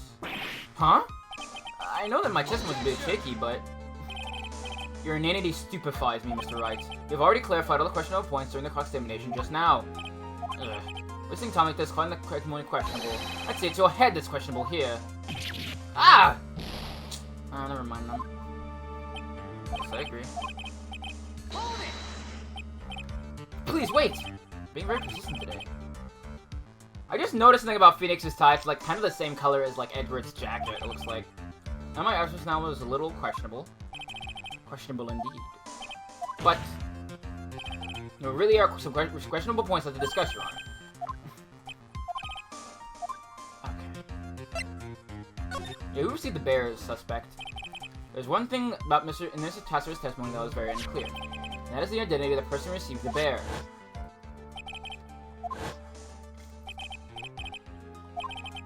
Though we don't know who it was that took the bear, we can't be sure of... Ah! What is it, Mr. Powers? You're gonna scream like that and at least give us a good reason why. Oh, yeah. Sorry. Actually, so... I remembered. I remembered who took the bear. What? Really? I mean, I only saw his arm, but... The arm... It was a Nickel Samurai's arm, I swear it! You've gotta be kidding! Are you sure of that, Mr. Powers? Yeah, I'm sure it was a Nickel Samurai. Order! Order! Looks like you've dug your own grave yet again. How many times was that today? I've lost count. The person who took this little bear was a Nickel Samurai. And as we all know, Man on God is a Nickel Samurai. Thanks to the defense, you've made that all the clearer. I think we've heard enough. We now know why this bear figurine was at the defendant's mansion, as well as who it was who received the bear from the assassin in his room. Everything has become very clear. The client who hired the assassin to commit the murder was Mr. Matt on God. I see no reason for this trial to continue. Therefore, I will now hand down my verdict. Thank you, Your Honor, for your understanding. You see, Mr. Wright, you could not win against the truth, could you? I knew it would turn out this way. After all, what Edgeworth has stated is the truth. Any less objections, Mr. Wright? Well, do I? What should I do? Well, now I'm not saying verb. There's only one way for me to drag this trial out. The only thing I have left is one dirty trick. Your Honor, right now we have 2 reasons to believe my client is the assassin's client. Yeah, that's what I was going for. Reason 1, he accepted a bear figurine from the assassin. Reason number 2, That very same figurine was found at the on-guard mansion. However, it's possible that it was all the work of a certain other person. What are you saying?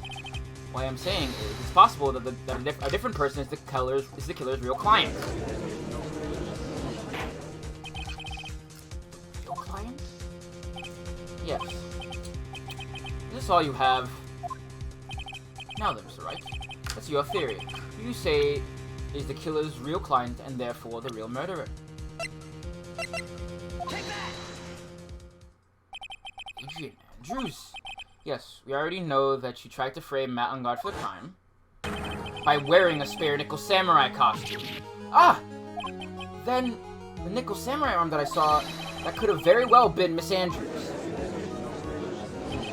What about Mr. On Guard? Would you please recall yesterday's testimony?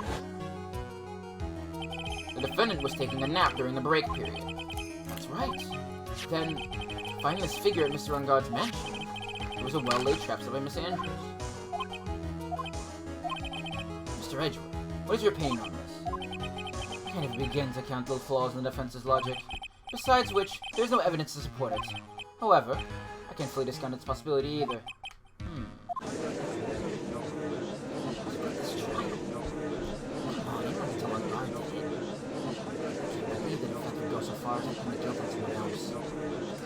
Yeah, unbelievable. It's not something petty, it's murder of all things. It's to save Maya. It's to save Maya. Even if the whole world turns against me, this is one fight I can't give up on. Order! Order! Order! All of the parties will be forced to leave the courtroom.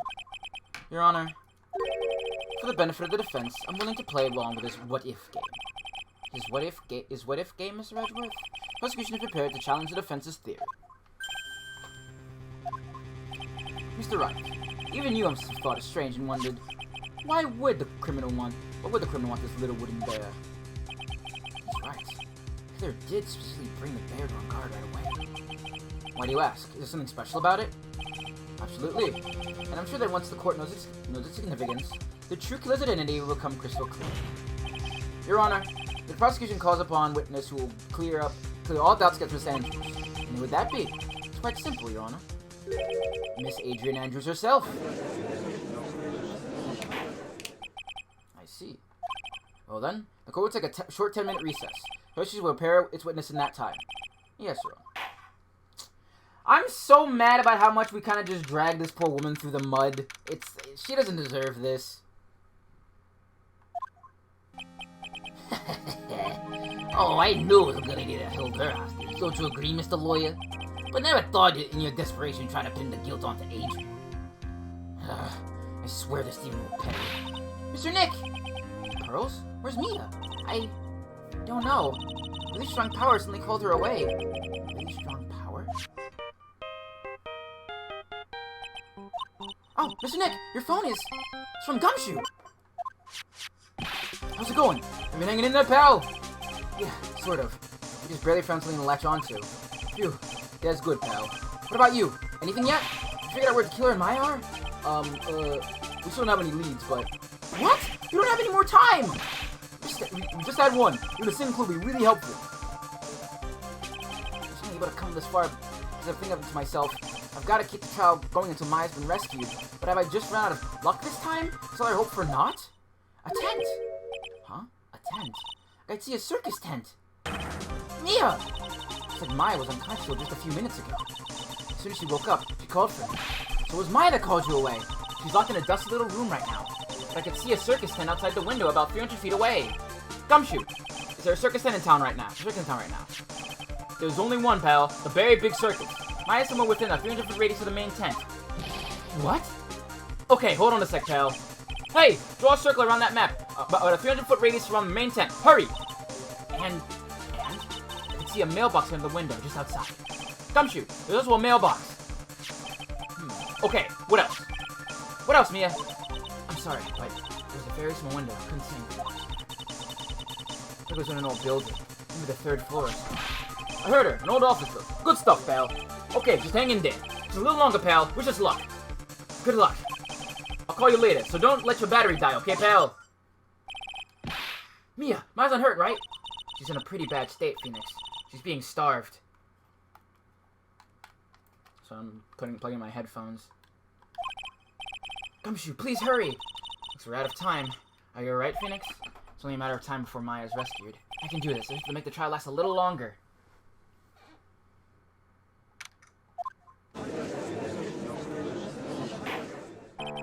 Court will now reconvene.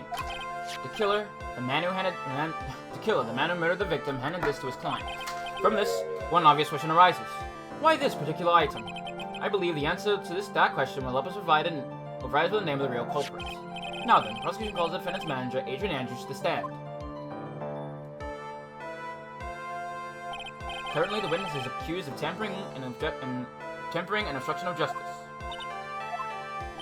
However, you have been called to witness today to ascertain who exactly is guilty of murder. I understand. Very good. Now, have you ever seen this bear before, Miss Andrews?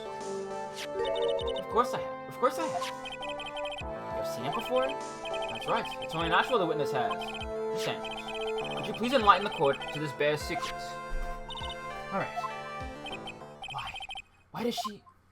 Because it was a gift, probably, between, from Celeste or something. Actually, this is an elaborate puzzle. If you know the correct order, it can be taken apart one piece at a time. Its center is a small cavity, which is just small enough to store a small item.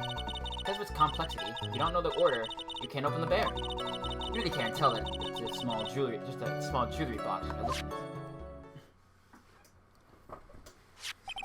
This figurine.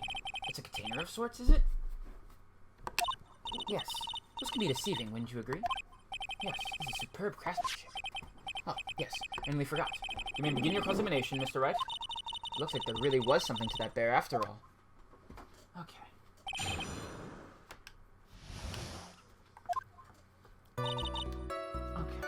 Let's press another time. A puzzle? That's right. But it looks like an ordinary figurine. True enough. For people who don't know, I'm sure they'd never guess it was a puzzle. So what kind of puzzle is this exactly? I don't know, we're just bullshitting. So you can take it apart. How would one go about doing that? Well, you first turn its tail to the right and then push it in. Oh, yes, I see. After that, the arms and legs are free to move and can be removed. Ooh, this is most interesting. A boy and his new toy. It's like he's 5 all over again.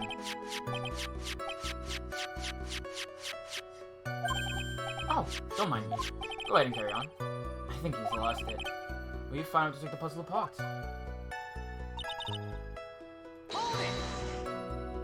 And how do you know about this? I know because I was the one who bought it. Huh? It was a souvenir from when a friend and I went to Switzerland. And this is a present from you? That's right. It was a puzzle in the shape of a bear, so I thought it would be perfect for Juan. So it was a present from Miss Andrews. Witness, let's continue their testimony.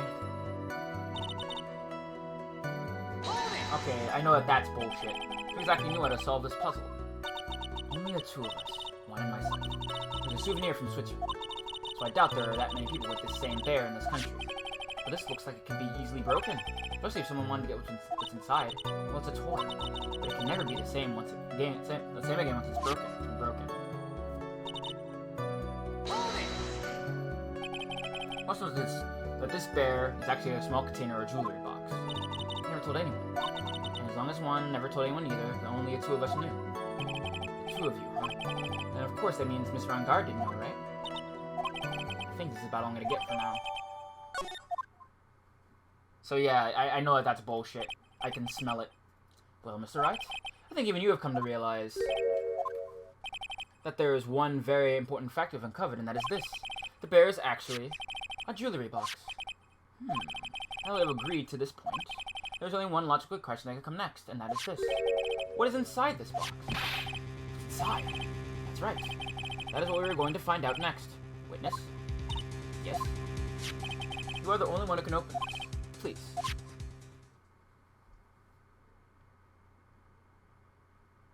There's a painful silence in the courtroom. All eyes are on Miss Andrews as she solves the puzzle and takes the bear apart. I've opened it. Is it what you wanted? What is that? It looks like a note. I don't think we need to guess what that is. Do we, Mr. Wright? It's the suicide note. The suicide note? The suicide note left by Juan Carita's former manager, Celeste Impact. Until now, no one knew of its whereabouts, but just as we suspected, it was hidden. Hidden by the victim, Juan Carita himself.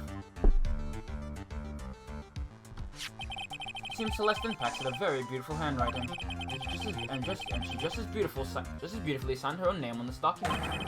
This is most definitely the note she left right before she committed suicide. Order! Witness, do you know about this? Yes, I did. I heard all about it from Juan. When I discovered his body and looked for the bearer, I wanted to destroy the note before it became public, but I couldn't find it anywhere, because it had already been taken by the killer. Everything is going at Mr. Edgeworth's pace. Now that the suicide note has been found, what's the next logical question? What is written on the note? That's right. At least that's what I would think. No. It is only appropriate that the content of this note be made known. I can't stop you, can I? I went through so much just to get my hands on it. And I was going to burn it for her sake.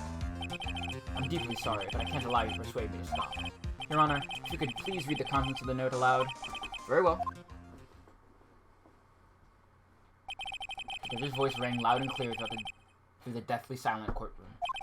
In her note, Celeste Impact left to us a record of all that had happened to her.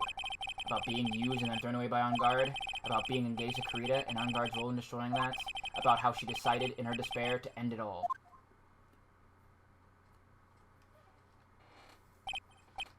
And that's all Miss Impact had to say. There is one thing I would like to say here. The prosecution has no interest in slandering Mr. On Guard. Then what? Our intention, Your Honor, is to establish a motive for murder. Isn't that correct, witness? Yes. On the night of the murder, Juan is going to make the contents of this note public. After the post-ceremony show, he is going to hold a press conference. My word. On Guard values above all else is refreshing the spring breeze, which is why he has to stop this note from being made public. At any cost.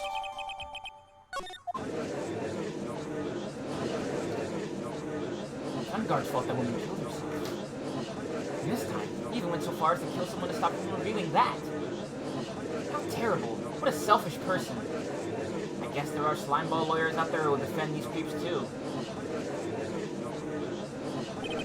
There's no room for doubt here. Mr. Killer's client's goal was to obtain the suicide. The only person who badly needed this note that badly is the defendant. Let's not forget that the note was found at the defendant's house. It seems that we have come to the truth at last. The defendant's motives were entirely selfish. He deserves no sympathy from anyone. How am I supposed to escape from this one? Hesitation, Phoenix. Gumshoe hasn't called yet, so you know what you must do. I know. I have to carry on and buy him some more time. Okay. There are two deadly pieces of evidence. The figurine and the suicide. Maybe somehow I can find a way out of this situation through one of those. That was already in the judge's hand. Phoenix, hurry! The suicide note or the figurine? Which one of these should I pursue?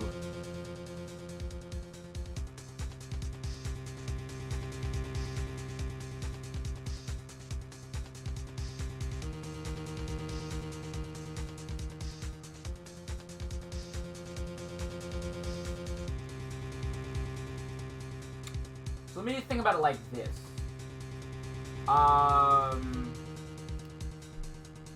We were never in Matt Carita's room to begin with, so we don't know if so we know the bear was probably inside of the room to begin with. I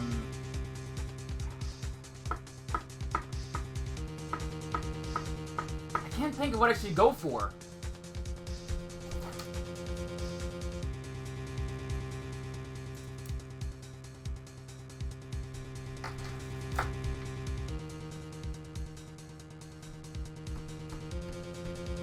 Any ideas, chat?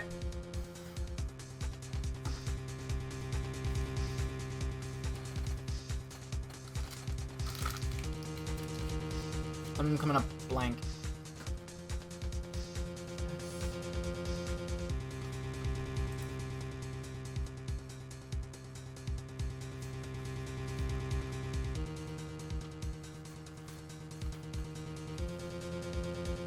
Flip a coin.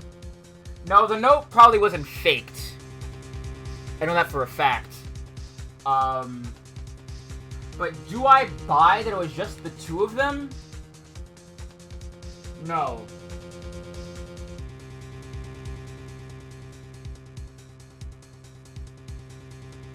I doubt the two of them were the only people who knew about the figurine and how to work it.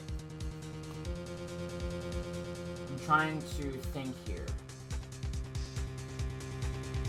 Because the bear would have to come... So she would know how to operate the bear. The question is, did she learn it fully? Because she mentions that she bought it, right? And she gave it to Juan. So only her and Juan would know. But is that the truth? That's what I'm thinking about, right?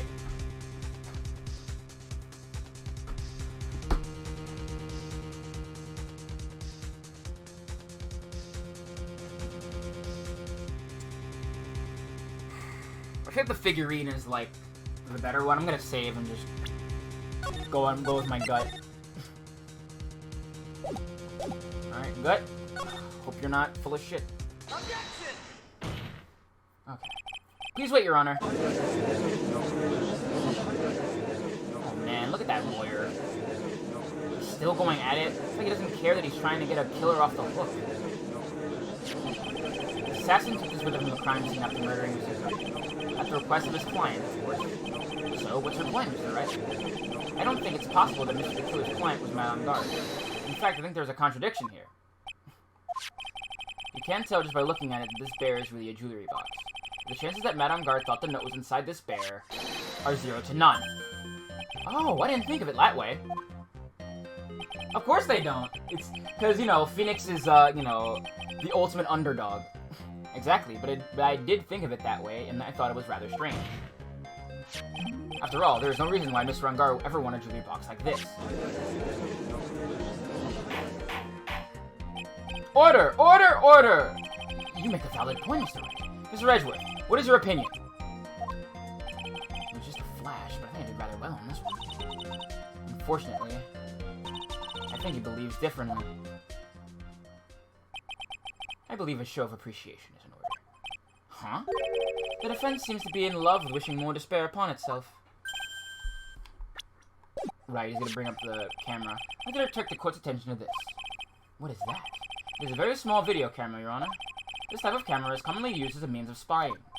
Spying? Oh, right, I see. What the? I thought that spy camera was in my possession. Madame God and the victim both thought of the other as their biggest rival. They even went so far as to use this type of item to find each other's weaknesses. And? The victim, Juan Carrito, was being spied on. His personal life was being watched by none other than Madame God.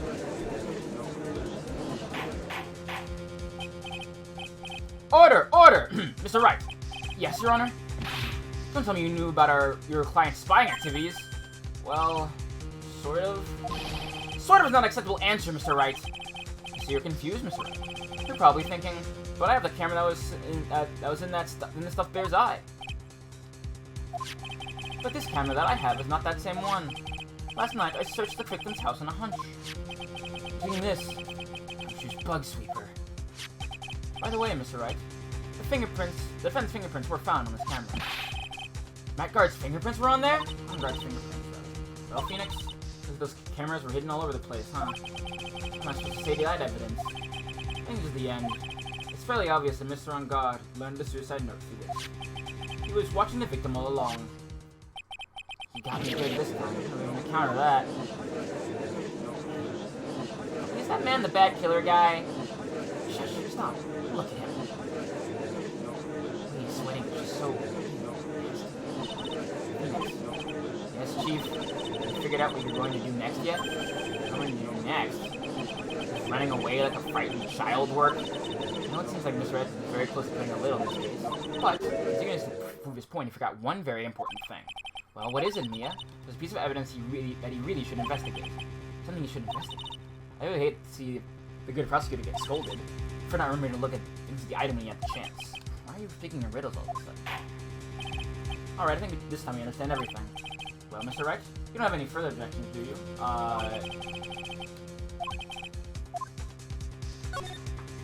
I know what it is.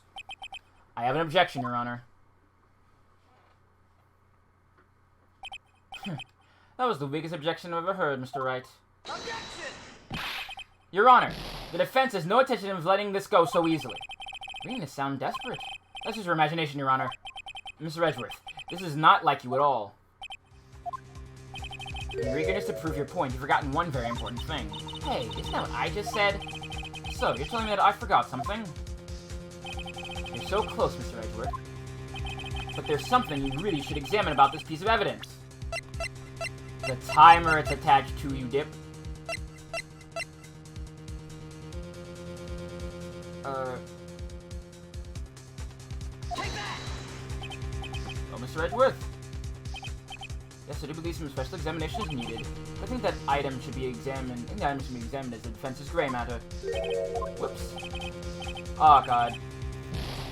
Bug. I thought it was that. Like the timer, but...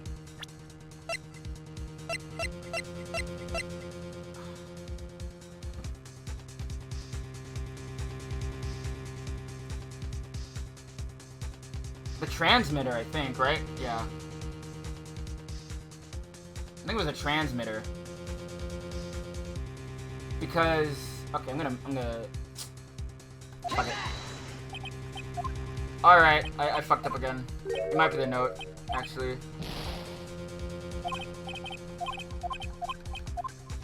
Okay. Which note?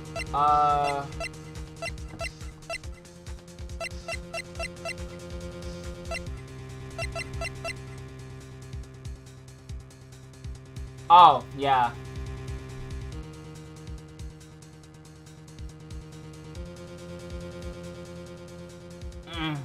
But he would at least have known about it.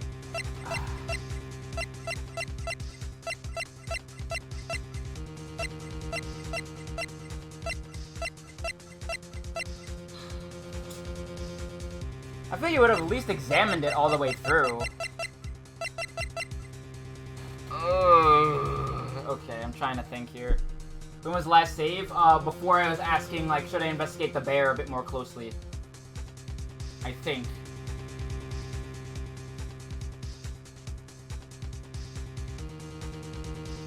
Yeah, it was before the recess. I think, or maybe it was a little bit after that. I have to make sure. Okay. I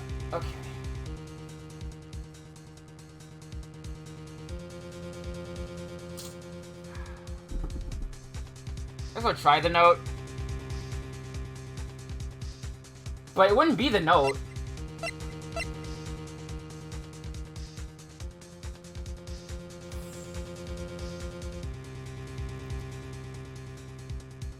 But the figurine... You can still figure out how to open it while, like, being spied on.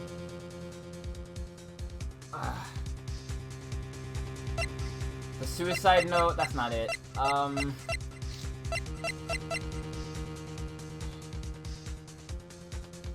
Fuck it, That- Oh, you got it right! You got it right, Tia. Holy shit. That is Miss Impact's suicide note, right? Who knows? I mean, sure, this suicide note was found inside this bear, but this bear is in my possession until only a few moments ago. Which means... the handwriting on the suicide note is yet to be analyzed. Oh. So, as to whether or not this pivotal piece of evidence was really written by Miss Impact or not, that has yet to even be remotely confirmed. Mr. Wright, you can't seriously be just acting. Mr. Wright! Are you saying the suicide note is a fake? Miss Andrews, you're the one who tried to pin this murder on Mr. On Guard. Who's to say you didn't create a fake suicide note and put it into this bear? How dare you! Your Honor, the defense is indiscriminately accusing the witness again. There is no evidence linking this witness to the suicide note whatsoever. But if this is a fake, then the witness is the only person who could have made it. What? Recall the witness's testimony concerning this figurine. The only person other than the victim who could have solved this puzzle was the witness herself. Miss Andrews, you wrote this note, didn't you? You wrote it to use it to frame Matt on Guard. I did no such thing. Right. If you're going to pronounce a suicide note a fake, Then show this court some evidence to support your theory. Mr. Edgeworth, you are the one who presented this scrap of paper as evidence. That means the burden of proof lies with you, the prosecution. Ugh. That's enough. Mr. Edgeworth, can you confirm the handwriting on this suicide note? Because as the defense stated, the handwriting is yet to be analyzed.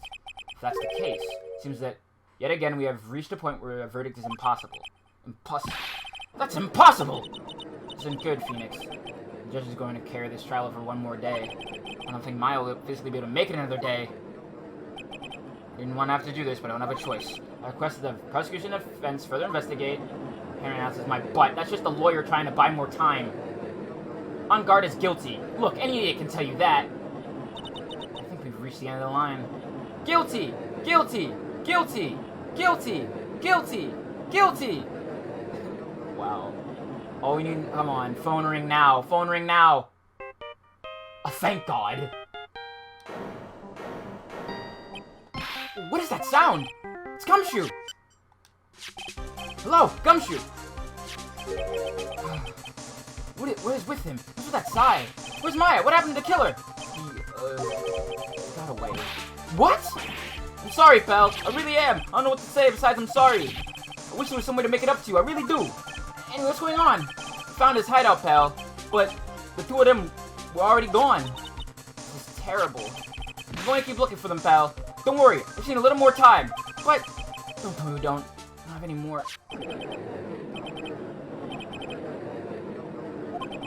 You hear that? They're calling for his head. Mr. Wright, I can't. Forced to come this far and... Oh! What is it? Let me talk to Mr. Edgeworth. I can't do that!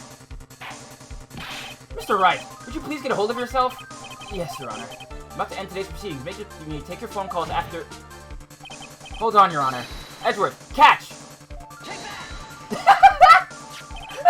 The spinning JPEG! That's incredible. This is the best game, actually. Mr. Edgeworth! Please, you gotta buy some more time. What is insane? I'm sorry, Your Honor. You were saying... Mr. Wright, this is a court of law. I'm sorry, Your Honor, but... I have nothing to do this, however. It appears that I have no choice but to suspend proceedings until tomorrow. I really can't do anything. Court is now adjourned for the day.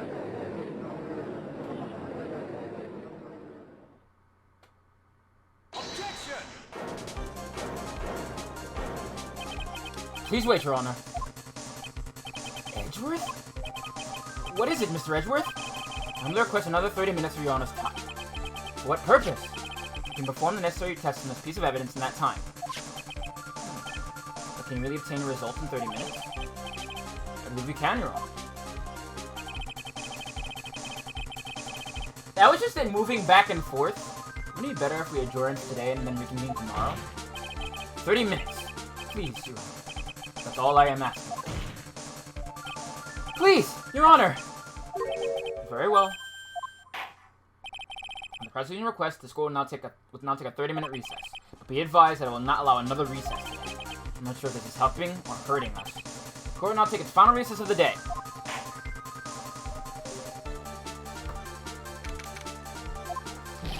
Right. Well, what's going on with Maya's situation? The killer. She got away again. 30 minutes? We can't find her in that time.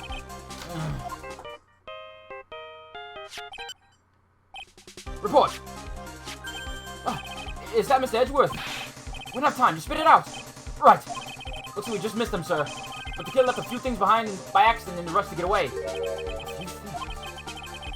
Can you use any of them as evidence? Ho ho ho! I thought you'd ask, pal. I got the things he left with me right now. I'm on my way over. Really? That's odd. Any items like that are usually sent to the crime lab. We didn't have time to wait for those guys, Pat, sir. When those guys weren't looking, I shot the stuff and ran. What? Well, I'm not a detective anymore, so I had to. I'm really sorry, sir. We gotta put the law on hold for now. Sounds bad. We didn't get in too much trouble over this. The Hunger Junk car will be there in about 20 minutes, sir. Don't worry, I'll be there. Wait for me. Alright, let's get her in one piece. I'm on a mission. No one can stop me now, sir. No one. I'm pulling all the stops and running every red light. Items like a murder. Maybe there's something among them that will be decisive enough to end this. Did he crash into... Hey, what's wrong? Did I have a gumshoe? Answer me! No one can stop me. What happened? Sounded like he had an accident. I'm guessing his cell phone broke as well.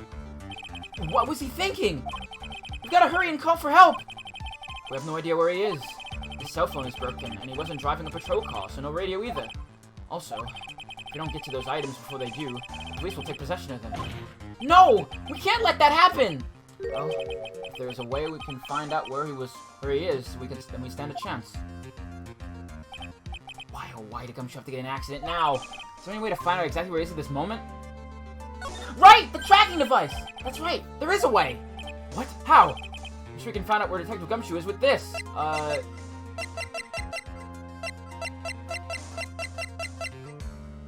God.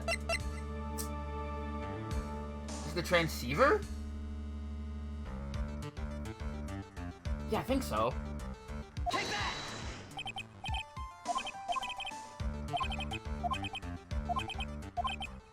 What is it? I don't have any right to judge him ever again. I know my client is guilty, but what I'm doing right now, I'm pinning the guilt on someone totally innocent and using the evidence to do so. It might be my turn to say District Defense Attorney Phoenix Wright chooses death. Right. Since someone like me, since someone like you to cry uses tears. Whether you did your job well or not, they can only be seen after the verdict has been decided. The verdict? Scooter Edgeworth here? Yes, bailiff. It's a phone call for you, sir. He said it was extremely urgent. You're probably finished with the handwriting analysis. He'll take this call. In the meantime, think hard about what it is you must do. I should have used fucking Francisca. I know what to do.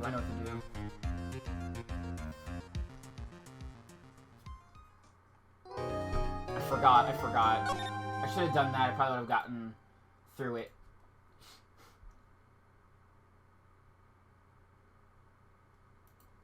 Okay. We have to, you know, book it in these 30 minutes.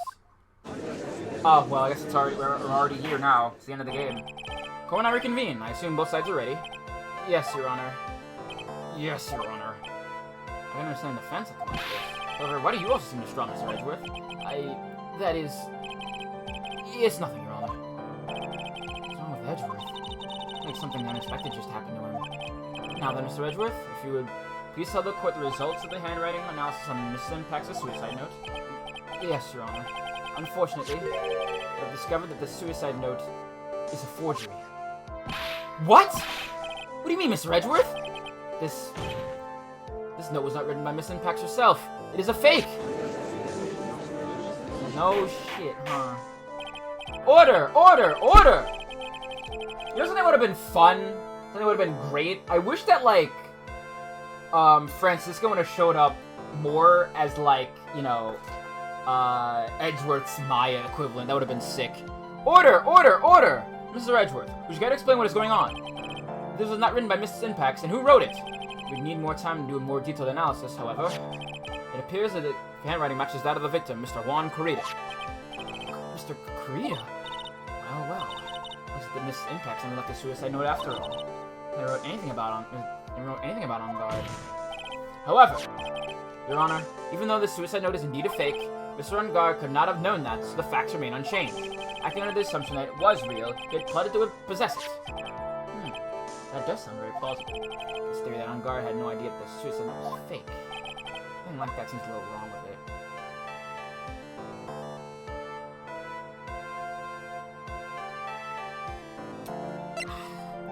I don't have any evidence to present for it, do I?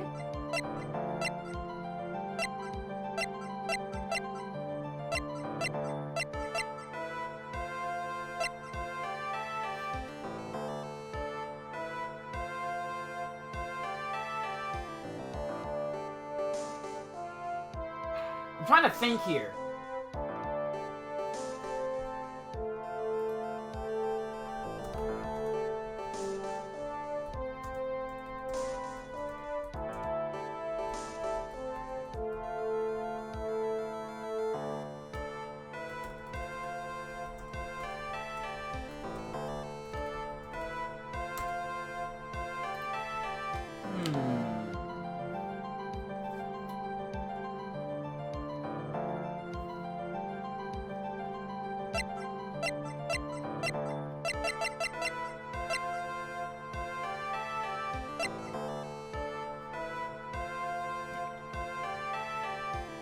more so the idea that, like, Matt never knew about the fact it was fake. But he was, like, a playboy, so...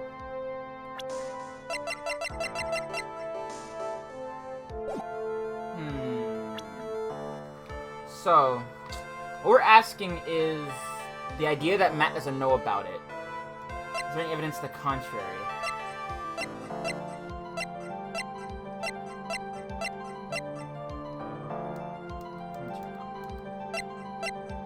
Sorry, I have to...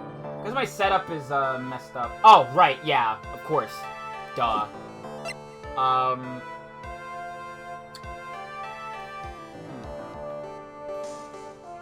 But I think I have to back down, don't I? I mean, I'm trying to keep things hidden under wraps. Oh, wait, the fact that you didn't know it was fake. Right, yeah. It's the spy camera. The defense believes that the theory the prosecution has stated contradicts testimony.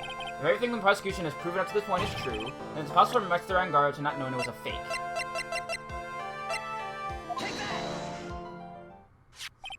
What is this little item called again?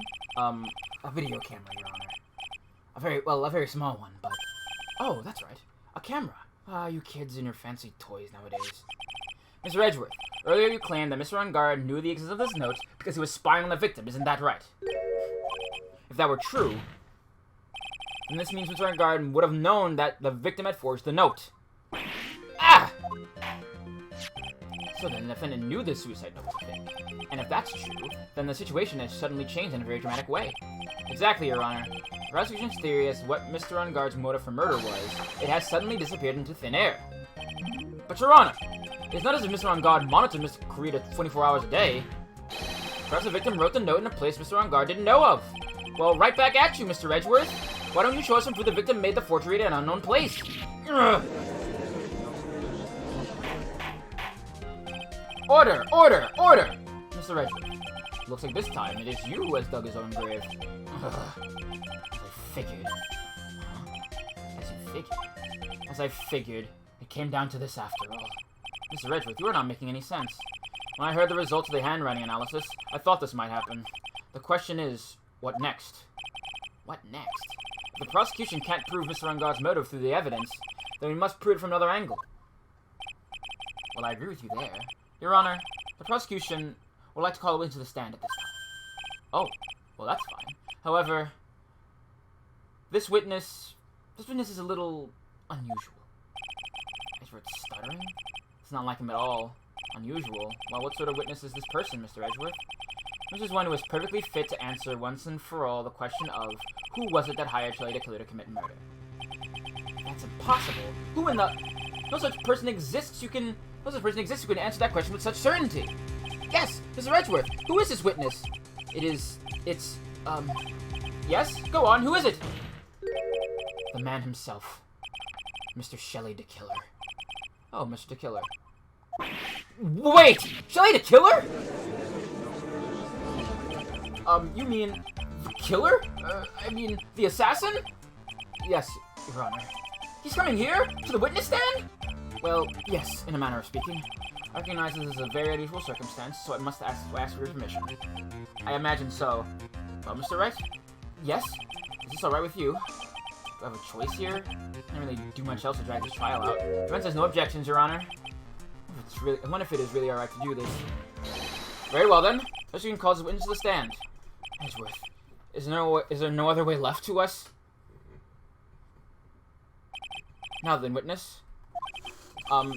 Your name and your, occupation, please. Ah! Ah!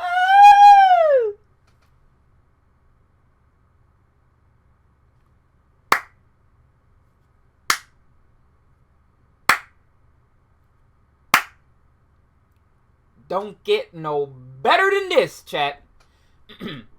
Very good, sir. My name is Shelley Dick, and I'm a professional assassin.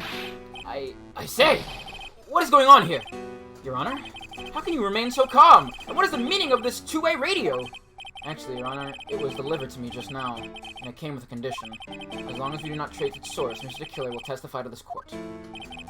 This must be what that urgent phone call I got earlier was about. Oh no, this will not do. I cannot allow this in my court. First of all, we can't even be sure this is really Mr. the Killer himself. Witness, please present some sort of proof that you are, in fact, Shelly the Killer. I understand. Please wait a second. I'm so hungry. Maya! Maya! A voice! Mr. Wright, can you confirm anything from this? The defense has no objections to this person. We are satisfied that this man is indeed Shelly the Killer. Looks like we have run into yet another unexpected turn of events. Well, it doesn't seem like we have too many choices under these circumstances, so... Now then, witness. There is one thing I would like to confirm before we speak of anything else. And what would that be? At the request of the client, you killed Mr. Juan Carita. Is this correct? It is as you say. I did indeed kill Mr. Carita. Now that we have answered that, let's move on to the name of your client. Very well. This is all just a bad dream. Yes, that's it. A bad dream. Shelly the Killer. What is he going to say?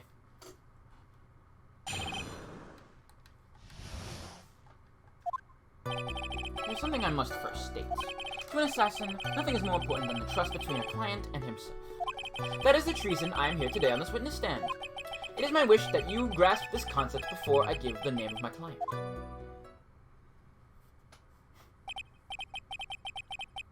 Also, chat, I have a confession to make. It's not about anything. It's that I am a grade A capital G goon. And if I get any money from this stream, which I hope I do, please support the stream, I'm probably going to do two things with it. Buy games to stream, and buy Digivices. I am going to buy so many Digivices. I want to have a bunch, alright? Don't look at me. The reason I'm bringing this up is I'm looking at, like, it on my desk. I just need another one, because I know this is, like, a very niche thing. And I just want to be able to get extra Digimon on this thing. So, I'll probably just have a bunch and just have them on my, bag. Well, Mr. Killer seems to be a very clever man. I'd almost say he seems to be mocking us. Can they communicate? Yes! They actually can, link up like Tamagotchis can. And that's the big selling point. They're basically, you know, Tamagotchi for boys, but, you know, they kind of took off in a different way because they had, like, an anime and stuff. You know, now that I think about it, I wonder about this in, like, a Tamagotchi anime. It's kind of like, you know, Digimon for girls, quote-unquote. Well, he may appear to be our enemy, Your Honor. Mr. the Killer is only stating the truth. He is no hypocrite. He has always stood by this one belief. You mean about this trust between his clients and himself thing? It seems to be a level of trust beyond what people like me can comprehend. Like, I think one of my favorite things I would do when I was younger is, I had, a Digivice from, the 3rd season and the 4th, and they could communicate. And that was pretty cool. I was riding high with that. I felt like I was so cool. Like, fucking, look at me. Well, Mr. Wright? Are you ready to cross them in the witness? Yes, Your Honor. There's no way to know what's coming next, so stay cool and collected, Phoenix. Can I heal, please? Maybe? You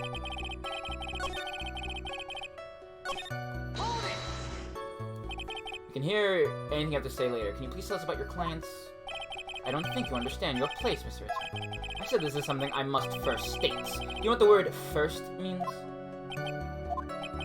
Sorry. Go on. Well, it appears this is one witness you can't badger, Mr. Wright. It's only because you don't know about Maya's situation.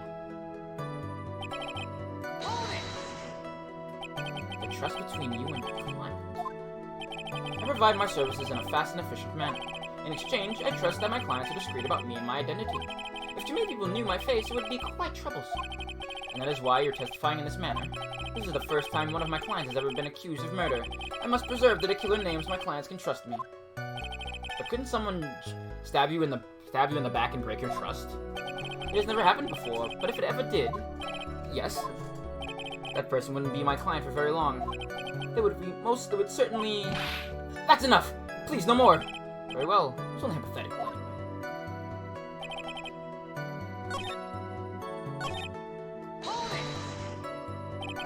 Seems a little strange to me. I mean, you're about to tell us the name of your client. I would think this would be very bad for them. It doesn't matter to me. This client has already broken the rules and acted outside of the prescribed role. Their role?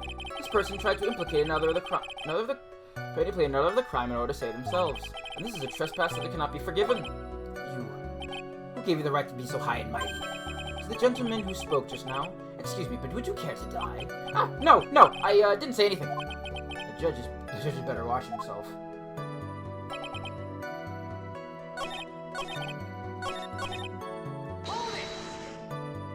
I understand, so please tell us the name of your client.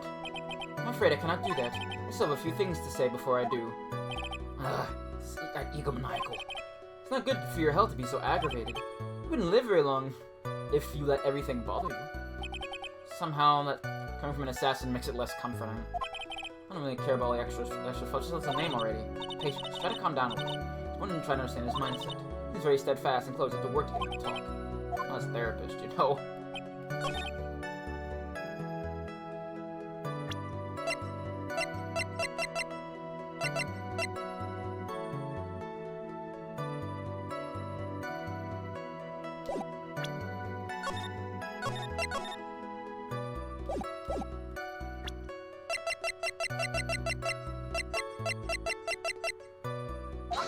Yeah, I thought it wouldn't be it. Bug. And now I'm dead.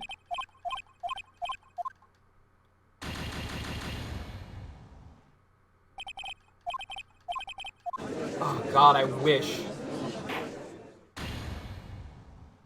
Okay, but at least I know that's not the answer. I thought it was, but... looks like I guessed wrong.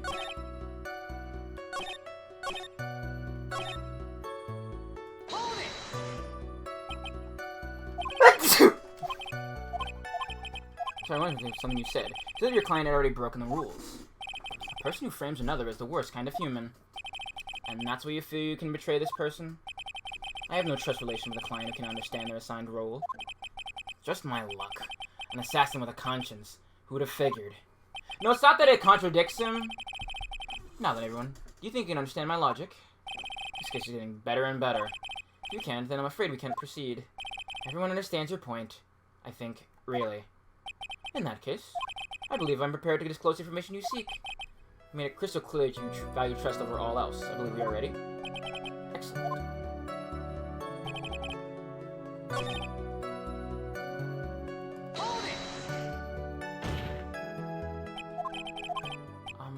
I can't bring myself to ask the client's name. If you can't ask it right, Mr. Wright, then I will. Witness. What is the name of your client? What is the name of your client who requested the murder of Mr. Juan Corrida? That person's name is... Adrian Andrews. What?! Witness! That's not who you told me it was earlier! Wait, so what are you talking about, Mr. Prosecutor? I should think I know my own client, and it is Adrian Andrews. What?! I see. Well, I don't know why this is happening. This cannot be! This can't be! On the phone earlier! What's going on here? My guess is that Mr. DeKiller just stabbed Mr. Edgeworth in the back. Stabbed Edgeworth in the back? I'm sure in order to get an audience for this court, Mr. DeKiller told him a different name. Met on guard, perhaps? I knew it. This is an outrageous! I was deceived! This witness is telling a very serious lie! But you were the one who summoned this witness. You were the one who summoned this witness. You played a killer. My testimony is the truth. The defendant at the moment is man on guard, am I correct? All I wish to do is help procure his acquittal. All of a sudden, it feels like we can actually win this. Yeah. Prosecution has failed to provide a motive, and has instead provided the suicide note, which is a forgery created by the victim. Furthermore, there is a possibility the defendant himself knew it was fake. But most definitive of all, we have heard from the assassin himself the name of his client. Mr. DeKiller's client who requested this murder was not the defendant. The murder was not the defendant at all. No. With all this evidence, it's obvious to me that that means Mr. Matt on guard is innocent. I seem to have caused you all a bit of confusion. Please continue your discussion and call me when you have reached a verdict. Bailiff, please bring Mr. Adrian Andrews in immediately. What now? With the way this is going, Mr. On Guard will be found innocent. Maybe our last chance. It's gonna be our last chance to save Maya. Yeah, but Edgeworth is right. The killer is lying. And On Guard, my client, I know he's guilty. Can I live myself if I win this? Would have believed the prosecution's own witness would absolve the defendant. Your Honor, the prosecution requests permission to further question the witness. The killer is certainly lying under oath. You have brought in multiple...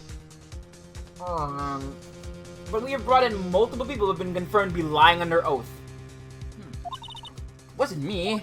Listen, everyone, please. That testimony just now, it was all one big lie. Miss Andrews, the suicide note may have been a fake, but that man, Matt, he's the reason Celeste died, and Juan's death. It was all because he got pulled into Matt's twisted world. That testimony just now, you have to believe me. It was a horrible, horrible lie. But Mr. Killer himself has testified. He has named you as his client. No, that's not true. Also, there's quite a bit of evidence that points to you. The knife and button, Donnie Nichols' samurai costume. But that's... You even have a motive. We know that Miss Celeste Impact was a large part of your life. You wanted to follow her, and you wanted revenge against the two who hurt her. I would say you have plenty of reason to want them both dead. No! Mr. Wright! You know the truth. Tell them! Tell them the real story! Who the real killer is! Tell them! Please, help me. Yes, I know the truth. Mr. Wright. Yes, Your Honor. I believe I've reached the end of this trial. Therefore, ask the defense for any final words or opinions. I have to decide. Do I take the not guilty verdict and save Maya? Or do I throw this chance away for Gumshoe's new evidence? What am I supposed to do? Phoenix. I can't do it, Mia. I can't accept I'm not guilty. You are a lawyer. I know. But Matt On Guard is a killer. A murderer! I can't let him get away with this. I can't let someone else take the fall. If I let Miss Andrews be convicted, then I am no better than On Guard. And even though I don't want to admit it, I have to face the fact that it is because of Edgeworth that I now know the real truth. He could have gotten On Guard convicted so many times over, but he never took a single one of those chances. If I take this verdict right now, I'd be betraying his trust. His trust? I never thought about it until now. I trust him? Gay, homosexual, gay. Yes, you do. Mr. Wright, your opinion, please. The defense requests that we be allowed to further question Mr. the Killer. Am I hearing you correctly, Mr. Wright? Right. But, the witness has cleared your client through his testimony. Your job here is done. I'm not done yet. See through witnesses' lies and find the truth. That is my job, Your Honor. There's still more evidence to look at. And I'm sure that once those pieces arrive here in this very courtroom, a miracle will occur. Very well, the trial will continue. Mr. Edgeworth, please re-establish connection with Mr. Killer. Right away, Your Honor. I'm losing voices too much, I'm sorry. Has a verdict been reached? Before that, we would like to talk with you a little more. About? All you needed from me was the name of my client. What else could you need me for? Well, actually, I'd like to hear everything you know about this case. That is how things are usually done. What is he talking about? Usually done? But what should we have him testify about now? Mr. the Killer, if you don't mind, please testify about your client in more detail. You legal people and your procedures. Is it any wonder no one likes to go to court?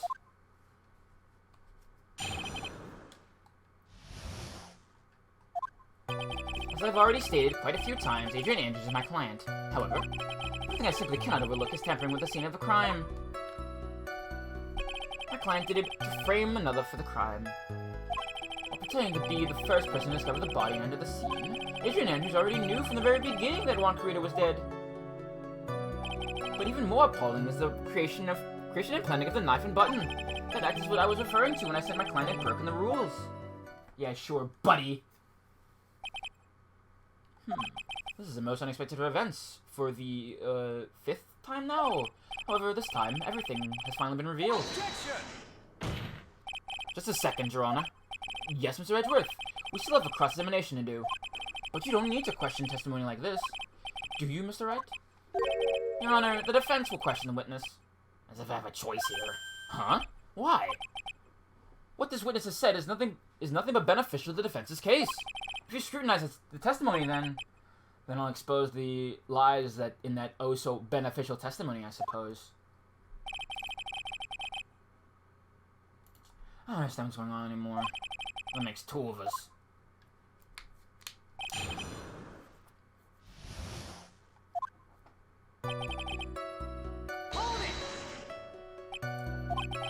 I'm sorry. If I press in the wrong way, I might switch them, then there's something to waste more time. Witness. I'm requesting a hit. Yes? How much is your fee? I see you're also quite a dark-hearted man, Mr. Attorney. Huh? If you would like to talk business, we can do so after the trial. Ah! No! I'm not thinking of hiring Mr. Wright! Yes? You want to kill me? Want me dead, don't you? What? Why would you think something like that? You're on. Guilty! Mr. Phoenix Wright, you are hereby declared guilty! Witness, let's continue. Why don't you disclose the name of your client? They are your client, are they not?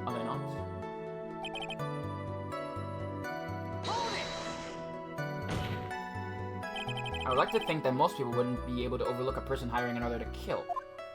If I had a problem with such a thing, I wouldn't be very effective at my job. Yeah, well, changing occupation would be good for you. However, I will say this. Even though I am the one that does the deed, the clients are always the real guilty party. That goes without saying, Mr. Killer. And their fate is to live with the knowledge of their guilt on their shoulders. However, my client this time thought they could run away from their guilt.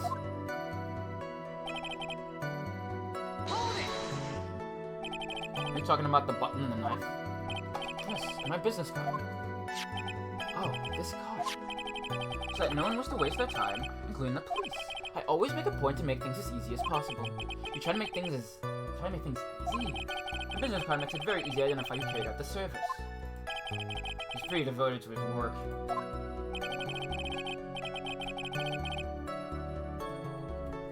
But to describe everything, to go and stab the deceased with a knife, even hide my car from sight, that is something I cannot overlook. It's really hard to tell whether he's being truthful or not without him here.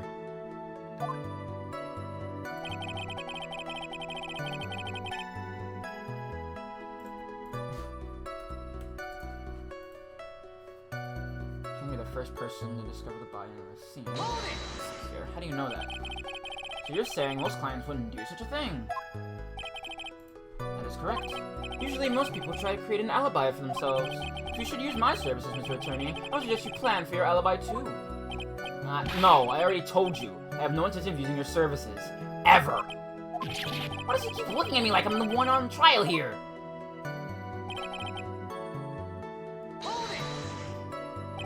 From the very beginning? That is correct. From before my client visited the room. All of my clients know precisely what the situation is at all times. I wonder if that's really true. That's odd.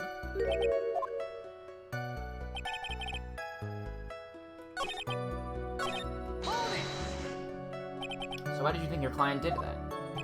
What do you mean by why? Well, fiddling around at the scene of the crime is pretty risky. And how would someone who has requested a murder go to the crime scene anyway? That is true. Everything was probably done to frame us on guard. If that's the case, then why didn't the person just request that you do it? Instead you do it? Sadly, that is not possible. Huh? My job is to kill, that is all. And I leave my business card behind, naturally. That business card is so my clients may escape blame. To protect them is my duty. Even if they say it's for revenge, setting someone else to take your fall.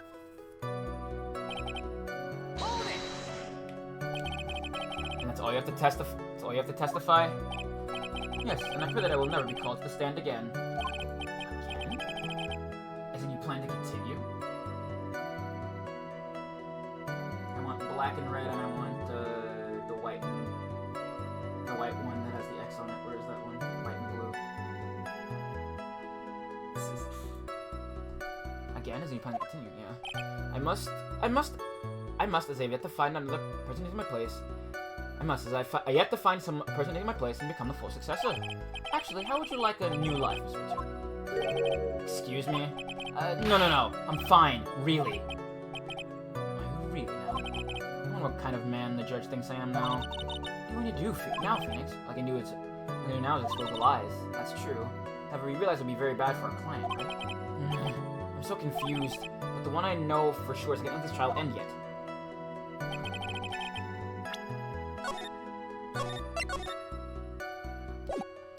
Let's see, so... The question, I think, at this point is, how does he know?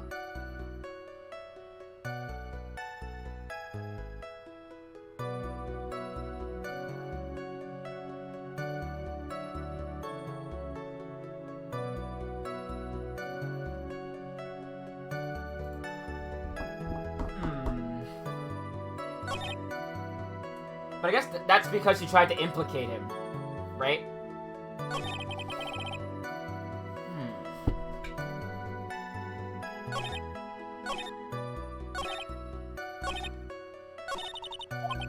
I'm trying to look over everything.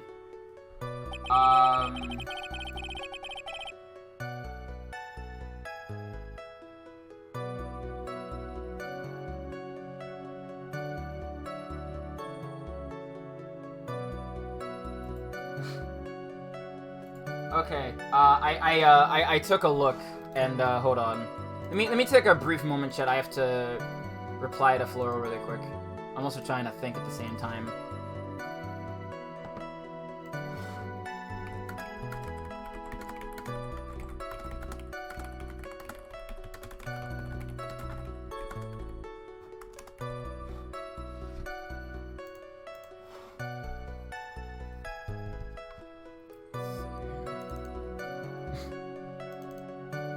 Yeah, sorry about that.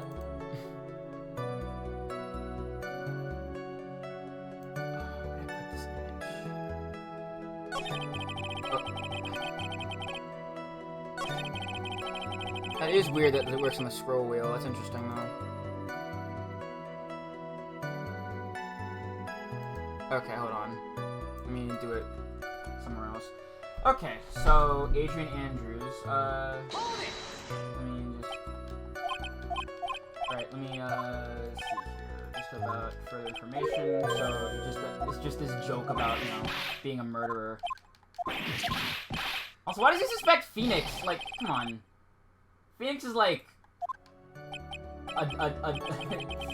he's a sponge. You wouldn't do something like that. I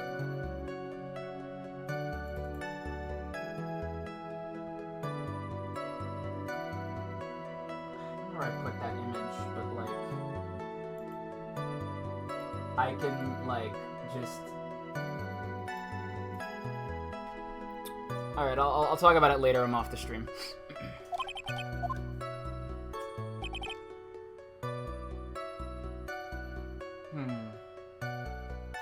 So...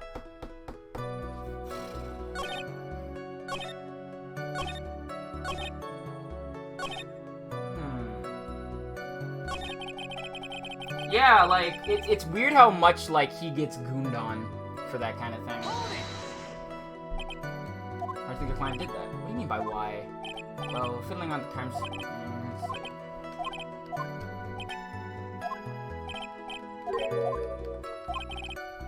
Actually, it was more than 2 days ago. It was like...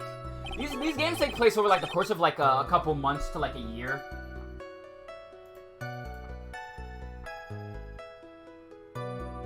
Let me see if I have it.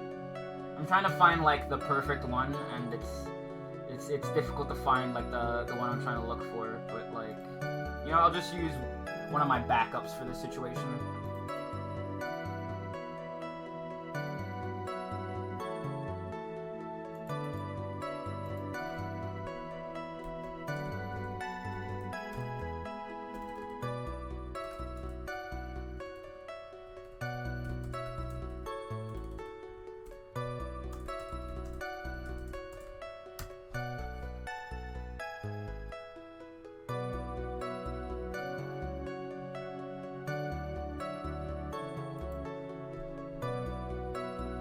I mean, that is true.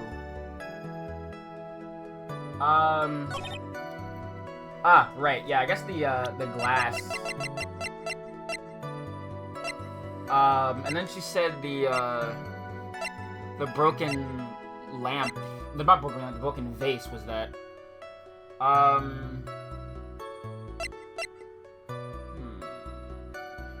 I'm gonna save here and see about the guitar case.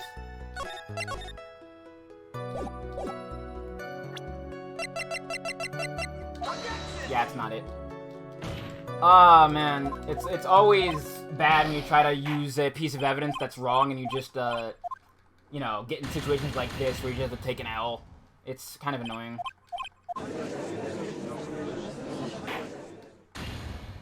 Also, like, I know that, like, because of the situation we can't lose. Why does it matter if we lose?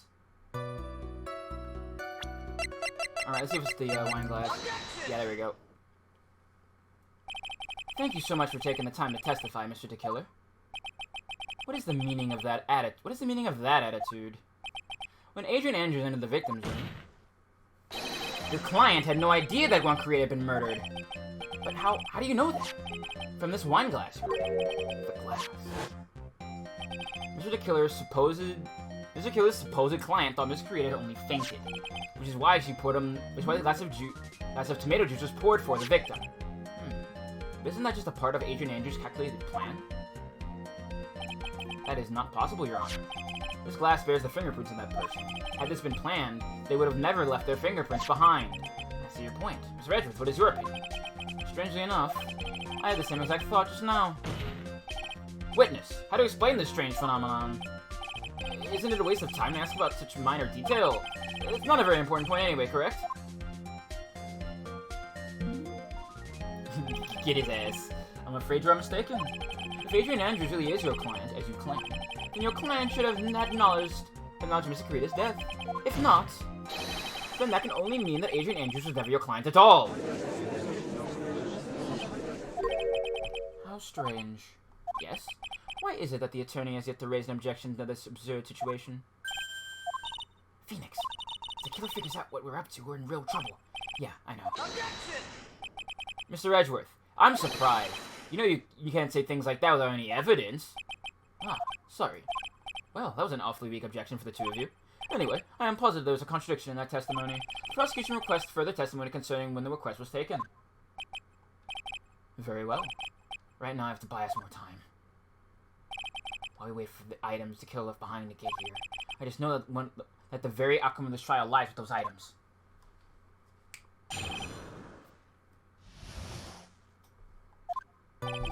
This request came to me, about a week ago. It was a request for my services on the night of the award ceremony. We met at a certain bar to discuss and finalize a few matters. That is what occurred. I trust my memory, and I believe I've made no mistakes. So you physically met your client, huh? That is correct. Meeting one's client is the first step to building trust, in my opinion. I see. Well, Mr. Wright, your cross-examination, please.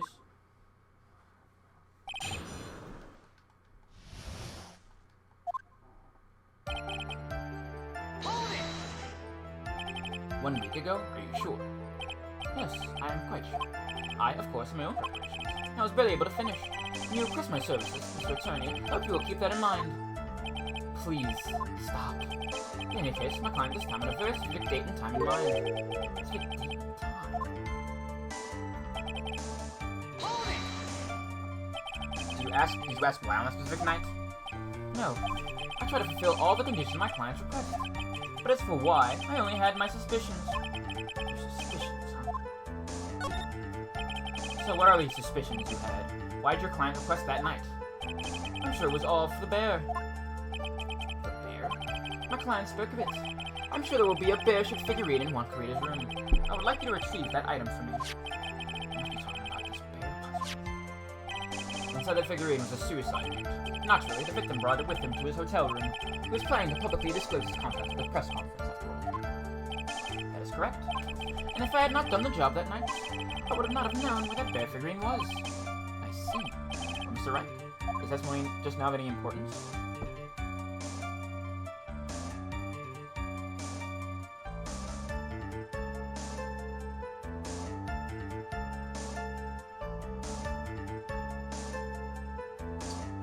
Let me think here.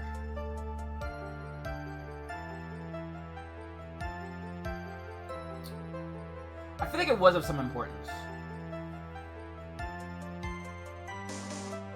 Okay. This morning just now has made one thing clear, and that is the client knew the secret of the bear figure. Why is it so... Oh, right. Yeah. It's not important. So you physically met Adrian Andrews, right? Of course I did. What was that? What was that brief? What was that? What was the brief pause? Witness, I would like for you to give us a few more details. Telling my clients is a matter of principle. I have never taken a request by telephone or mail. And why is that? That's because I value the trust between my client and myself above all else. We would establish that is to speak to the client while looking them in the eye. Well, Mr. Wright, does testimony just now have any importance?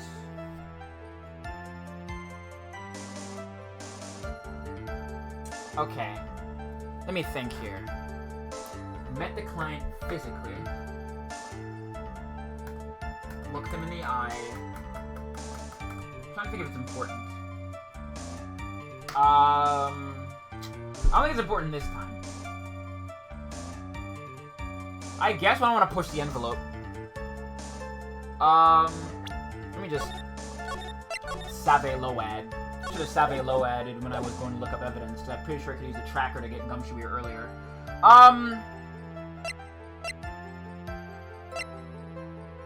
Let's see. Of course it was very important, Your Honor. Mr. Killer had met... Oh, yeah. I was mistaken. So you can't really see Adrian Andrews. Alright, let me... Oops, nope. Nope. It was not important. Why he meets his clients is not important, and that wasn't the point. Witness, please stop sidestepping my questions. What do you mean by that? My question was, did you really meet Adrian Andrews in person? I've already told you, Mr. Wright. I did. It was only through talking with him face-to-face that I began to trust him.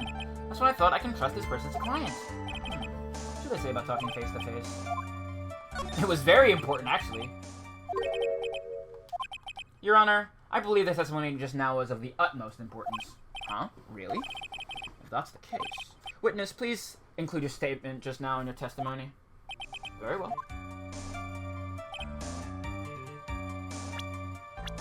Ah! You know what? That's smart. That's smart. Gonna just misgender her live in court? Fuck you, dude. I go over this one more time. You met Adrian Andrew at the bar and took the request at that time? Yes, that is correct. And that's when you thought he was trustworthy. How many times must I repeat myself? Yes, that is correct. I'm sorry, but that is an impossible tale. What? Shelley the Killer. You have never met the real Adrian Andrews. Why would you say that? Because you made one very big slip-up. About her. So what is the issue? What did you say just now? About her? If you had ever met Adrian Andrews in person, one look would have told you that she is a woman.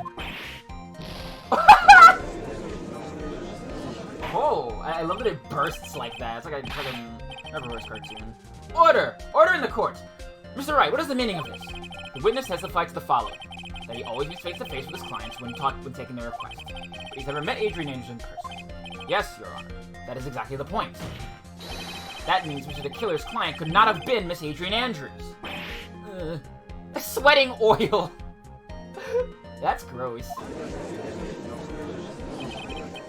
Sir Edgeworth, I understand your logic on this. However, why would the assassin make such a basic mistake? I believe it has to do with her name, Your Honor. Her name? Yes, Adrian Andrews is, without a doubt, a very androgynous name. Yes, I see. Unluckily for Mr. the Killer, the entire time he was on the stand, no one had stated Adrian Andrews' gender. And so he simply picked the wrong gender to go with. What? What is going on? He's full of beans, Your Honor. Shelley the Killer. This court demands an explanation. I think somehow I must have mixed up this client with another. So does that mean you remember something different now? Yes, of course. Please, if you would allow me to testify once more. I know it's just gonna spit out more lies.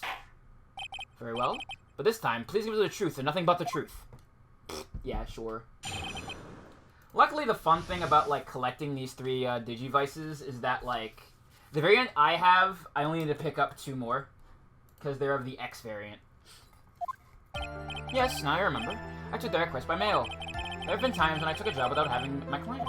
The request was for the murder of Juan Carita and 2 or 3 other small things. When I saw the name at the end of the letter, I thought my client to be a man. Yeah, sure, buddy. So you took this job through a letter. He didn't mention anything about a letter in his early testimony. Which means he's definitely lying. Be careful, Phoenix. If we break the assassin's testimony for us, the assassin's testimony completely gets over for us. I know, I can't make him suspicious, but I think we're okay. Like, we can do this. As long as he's standing there across from me, no matter how strong of a punch I throw, he'll counter it. Men who love each other! Alright. You probably won't get to see what's-his-name Fry on the stand yet, but we'll get there later. But didn't you say you always meet your clients? Yes, I suppose I did say that. However, there are some clients for whom a meeting is simply not possible. But did you meet your client this time? No, I did not. Oh, come on. Come now. Let's not play this game of cat and mouse. Using your silkiest voice is not going to work on me. Alright then, just cough it up and confess! Mr. Wright, you can't badger witnesses with such harsh words. You're a lawyer, so behave like one and present evidence instead of mindlessly yelling. We do know we're talking about, like, an actual murderer, right? Like, that's not something that's just, like, a fever dream. Now then, do you have any proof that Mr. the Killer met this client, I don't have any proof. I'm sorry, Your Honor, unfortunately I don't have any proof. The line of questioning was just another waste of time. Sadly for us, Your Honor. Then, that is the nature of rights and wrongs. So funny! What an asshole.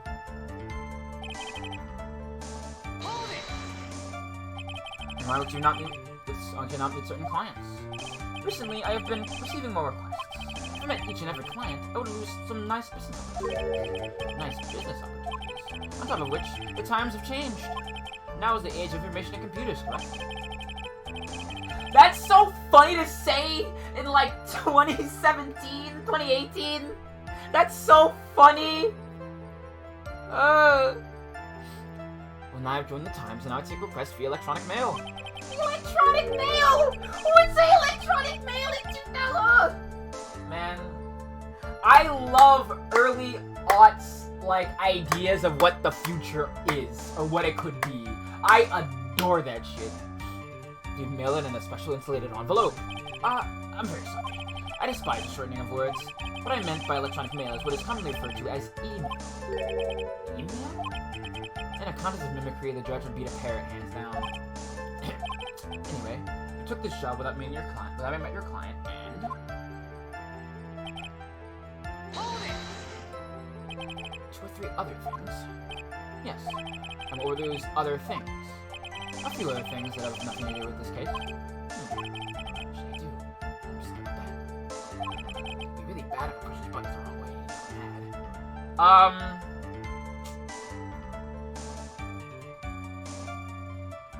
I think I should press him. But before I do... Whether or not they're related to this case is for the court to decide. Mr. Richard. Yes? Everything I have said from the beginning has been nothing but beneficial to your client. Which is why I wonder what... Okay, let me... let him slide, I guess. Because this is gonna end with a bad end for Maya. And let it go. The killer sounds like one sharp man. I should find a better way to do this without making him suspicious. With the testimony, witness if you please.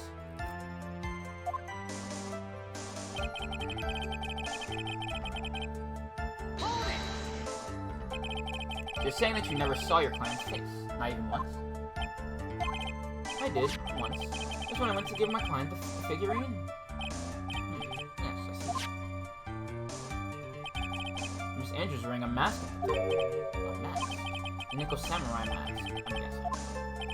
Mr. Wright, what do you have to say about this? Do you have any problem with this piece of testimony? I'll let it go with no objections for now and see what Mia has to say. I think I'm posting on what I said. It would be really bad if I did something and made him mad or something trivial. There are no problems with this testimony, Your Honor. Pretty much we stand for a rope here, huh? Except you're still okay to me. And that's exactly what is so bad. I bet we're going, we will end up reassuring the killer's lie. If we do that, I already know what sign of a serious situation I'll put us in. Oh yeah, what we do now is pray those items reach us in time.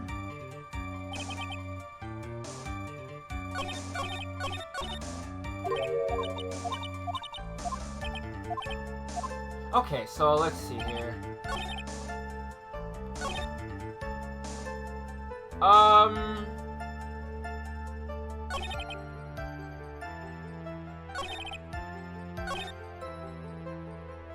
If I just press here and just do it without being suspicious.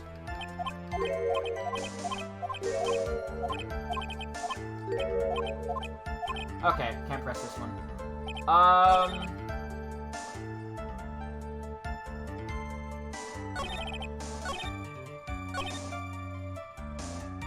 think I could maybe press this one.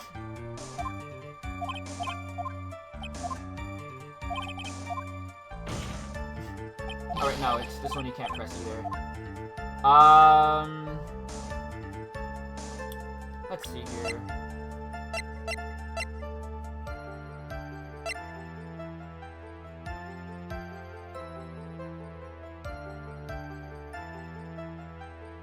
Oh! I guess the bear.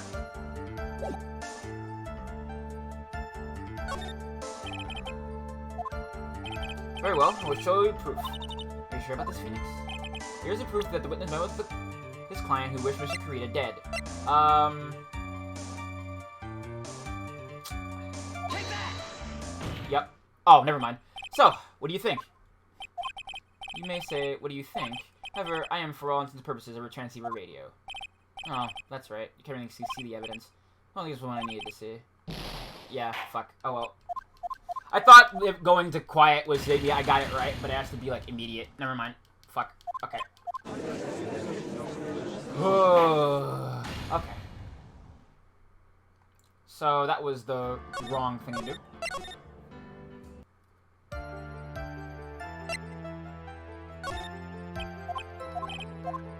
Okay, I'm just really should press on the last statement. Maybe that would make him suspicious. Wait, maybe...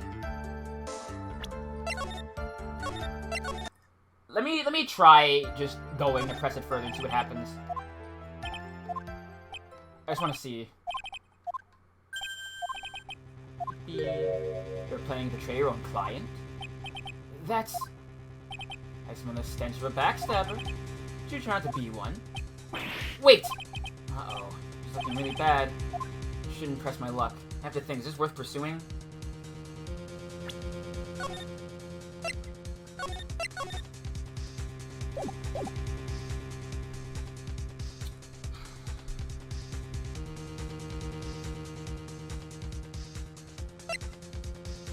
Let's let it go for now. See if that wastes enough time. I guess not.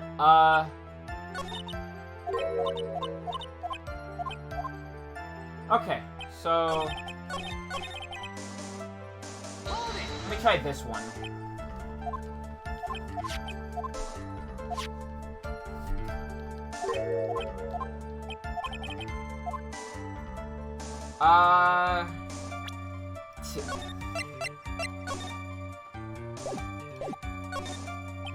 One thing does kind of sort of stick out to me, Your Honor. Witness. I think you most definitely saw your client's face. Let's recall Mr. Powers' testimony. At the award ceremony, went by himself to man's room. Matt was standing there in front of his room, still in his nickel samurai costume. Might get the bellboy a tip. It's just because I'm at low health, I've been a huge goon. You received quite a large royal cash from Mr. Ungard, and at the time he was not wearing his nickel samurai mask. Whoa! Okay, this is what I should do. Alright.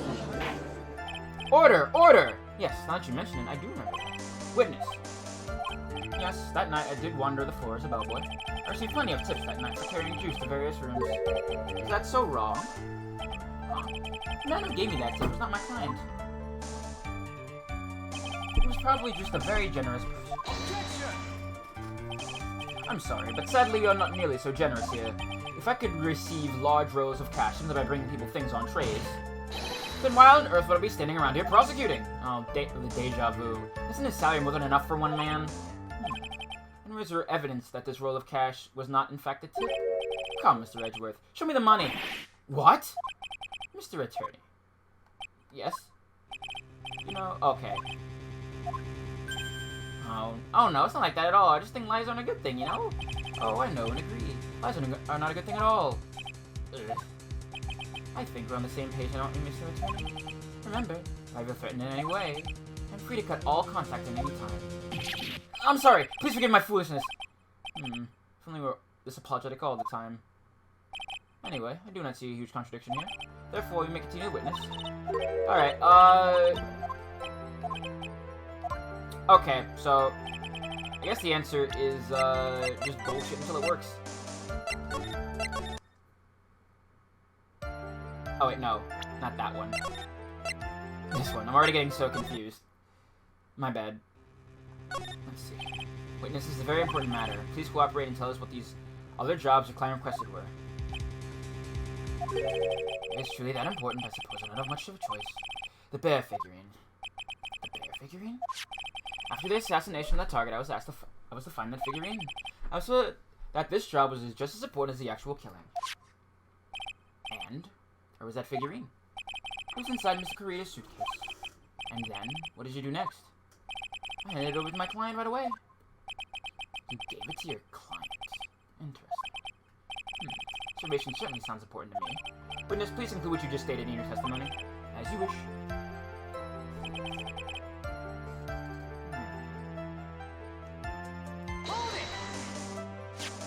I found this figurine in Mr. Ungard's mansion.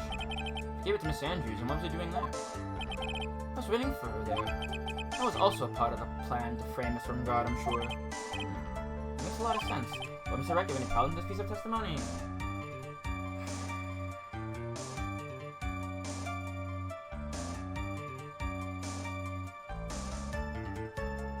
Yeah, I guess so. Clear says to get the figurine of Miss Andrews, but I know there's a statement and there is a contradiction. And yet, I know if I present something trivial here, he will cut the connection on his end. If I want to make a strong point, Phoenix, you have to present strong evidence. She's right. So now what, Dr. Wright?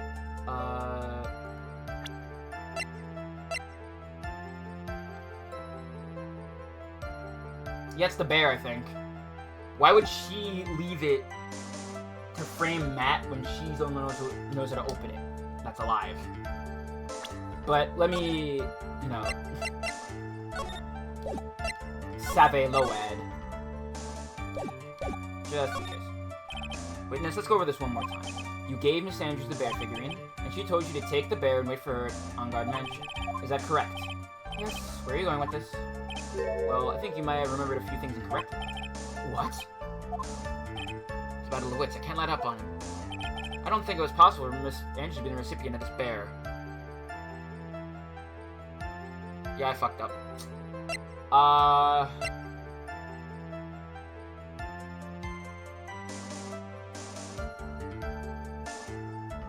But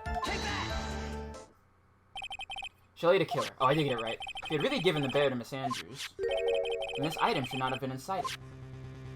This item? I see where you're going. Yep, that's where I'm going. Where's everyone going? Do we need to pack a suitcase? Your Honor, please think back to Miss Andrews' testimony. I'm going to burn it for her sake. Even for a single minute, this bear had actually been in Miss Andrews' hands. I'm sure she would have taken the suicide note out and burned it.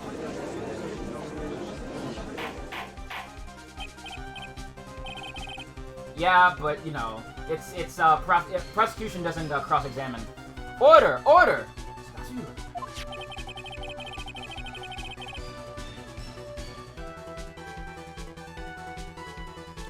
So, by the very fact that this suicide note was still inside the bear, it says that the client didn't know how to disassemble the puzzle. Which means... It means, Your Honor, that it is impossible for Adrian Andrews to be the client. Whoa! Order! Order! Order! Mr. Phoenix Wright. I'm sure I mentioned this before. Oh, I hate traitors above all else. I think your cross-examination has clearly demonstrated something to me. You must wish to break our end of the agreement. No! That's not... That's enough! If that is your intention, there's only one thing for me to do. Wait! Please! Gentlemen, ladies, please excuse me.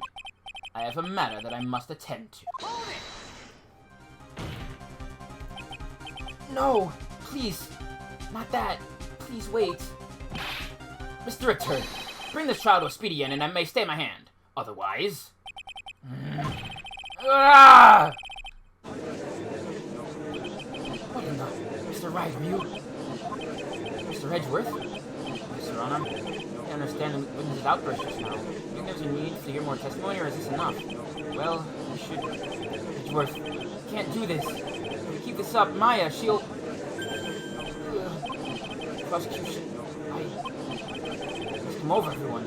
Even you are. Prosecution... rests. What's going on around here? Prosecution has no further questions, Your Honor. What?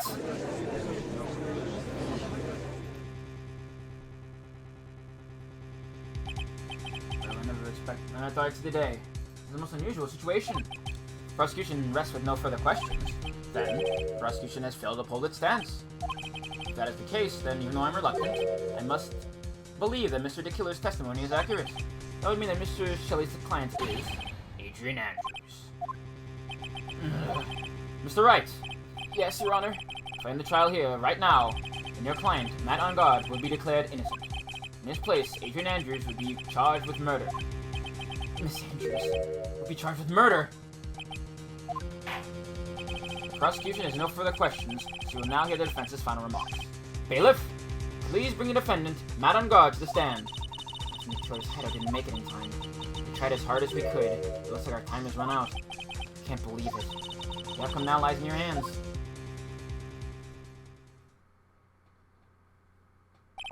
Did the old guy finally decide? To be honest, I can't think if he was truly innocent and a good person. We've done enough evil to drive a woman to suicide. But, at least in the charge of murder, it would appear you are innocent. Ha! So, I guess even the old fuddy-duddy figured me out. Mr. On Guard? What an atrocious lawyer I have. Giving his own client up like this. And that refreshing like a spring breeze crap is just as atrocious, don't you agree? Anyway, get on with it and pronounce me innocent already. Right, Mr. Lawyer? Should I side with justice? Or should I save Maya's life? Better get On Guard guilty sentence, okay? But if I did that, Maya will die. If I say he's innocent, then Miss Andrews will be charged as the murderer. Do I say he's guilty or not guilty? Either choice I make, someone's life is going to end. It all hinges on what I choose. Now then, Mr. Wright, let's hear the defense's final statements on this matter. The person who hired the assassin was Adrian Andrews. Then your client, Mr. Matt On Guard, is innocent. There's no need to ask, old man. After all, my lawyer's going to say what I want, aren't you? Right. I can't do this, but I have to decide something. I can't count on the evidence to help me anymore. I have to listen to my heart. My client, Matt On Guard, is...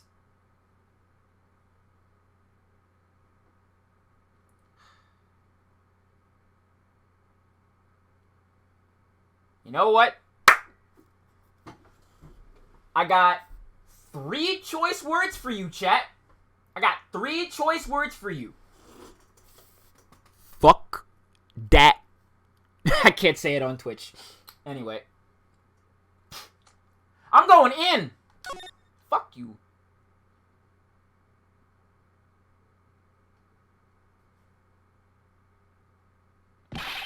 We are waiting for your answer, Mr. Wright. Matt On Guard, your client deserves an answer. Maya, I'm sorry. Matt On Guard is... Objection! Hello? Franziska von Karma! What are you doing here? Ow! You see now, don't you, Mr. Phoenix Wright? This is exactly why you should never take your eyes off that scruffy fool. Did you bring them? Did you bring them? The final pieces, do you have them? You should know better than to ask that, Mr. Miles Edgeworth. Von Karma is perfect in every way. The evidence is here in perfect condition. Don't worry about Scruffy. He's fine, and his injuries are minor. All the items inside these. What a filthy old coat this is. That's gumshoes. I can spot his tattered rags anywhere. I apologize for his ugliness, but there's nothing else to write the items in. fought long and hard this whole trial, all for what is inside that raggedy coat. I'm sure that inside that coat lies a crucial piece of evidence. Your Honor, inside that filthy coat are the defense's final pieces of evidence. Your final evidence?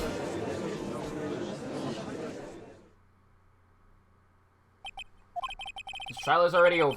All that remains me to hand down my verdict. I do not believe that any evidence presented now would change the outcome of this trial. What? Your Honor, it is our duty to examine every piece of evidence down to the last. I request that Miss Von Karma be allowed to present these pieces of evidence. I suppose you're alright, Mr. Edgeworth. I grant permission to do so. However, the one obvious rule applies here. These items will not bring up any new points, and they will be not accepted by this court. Now, Miss Von Karma, if you please.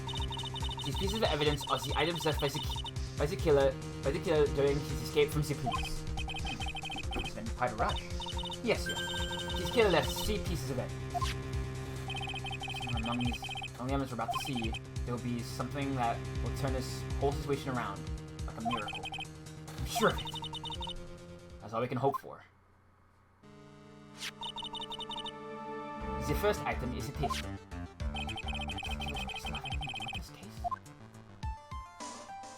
No. I'm pretty sure there was no gun involved in this case, yeah. He was stabbed and strangled. No benefit hearing about it. Here's the next piece of evidence. The second piece of evidence is this video. This one has a question more details. I checked the contents of that tape. Unfortunately, there was no time to. Oh yeah. But I would speculate that this tape is very important. Why would you say that?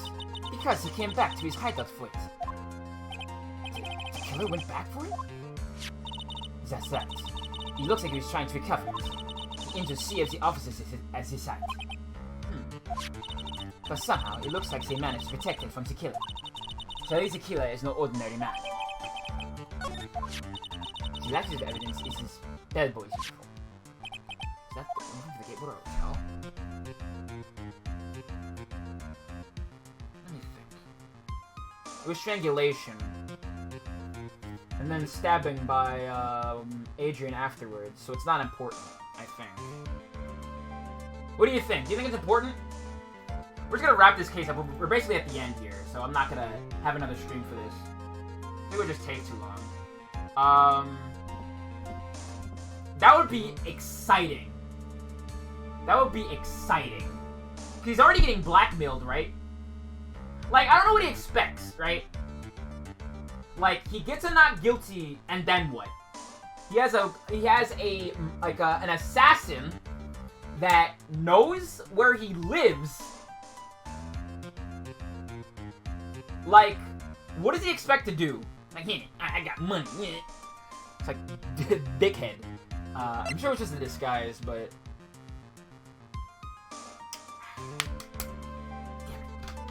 I can't think if this is important or not.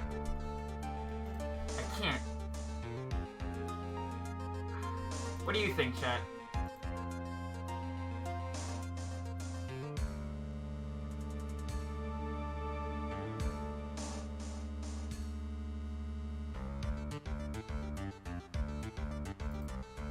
I'm trying to think here.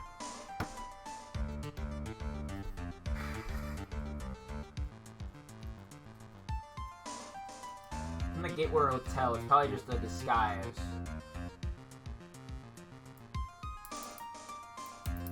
But it could also have the tip in it, right? But he's a professional. He wouldn't just leave the money in there, I imagine. But he was forced to leave in a hurry. But he also changed clothes.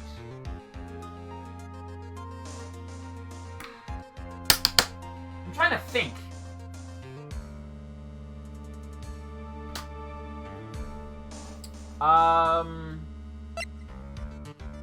Let me just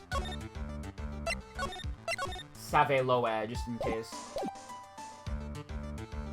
See what happens. What was that used? Was that used during the crime? I'm almost certain it was. There's even a pair of black leather gloves in one of the pockets. There's no doubt about it. The killer was wearing this on the night of the murder. There's one thing I found interesting about this uniform. And what is that? There's a button missing on this uniform. A button? It's a very unique body. I'm sorry if you would have recovered it. It would prove us with an interesting clue.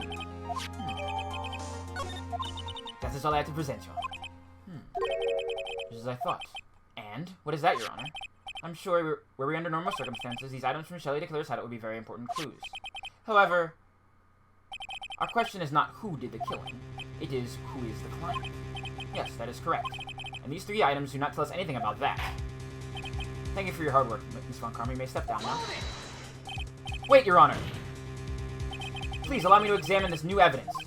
Overruled. This court already has all the evidence it needs to hand down a verdict. Wonderful. Absolutely splendid. This judge is such a brilliant man, isn't he? Is this the end? Phoenix. I knew it. There's such thing as a miracle in this world, isn't there? I think you're wrong. I think they do exist. But you have to make that miracle happen. You've come this far. You can't give up now. But, no matter how you think about it, it's... Try, for my sake. Just think about it for a second. There are 2 ways out of this situation for us. 2? The first... Make on guard a wish from the bottom of his heart, soul for a guilty verdict. Huh? The killer will always place his client's wishes first. If on guard himself wishes to be convicted, then he will let his hostage go. That may be true, but it asks me to do the impossible. The second way...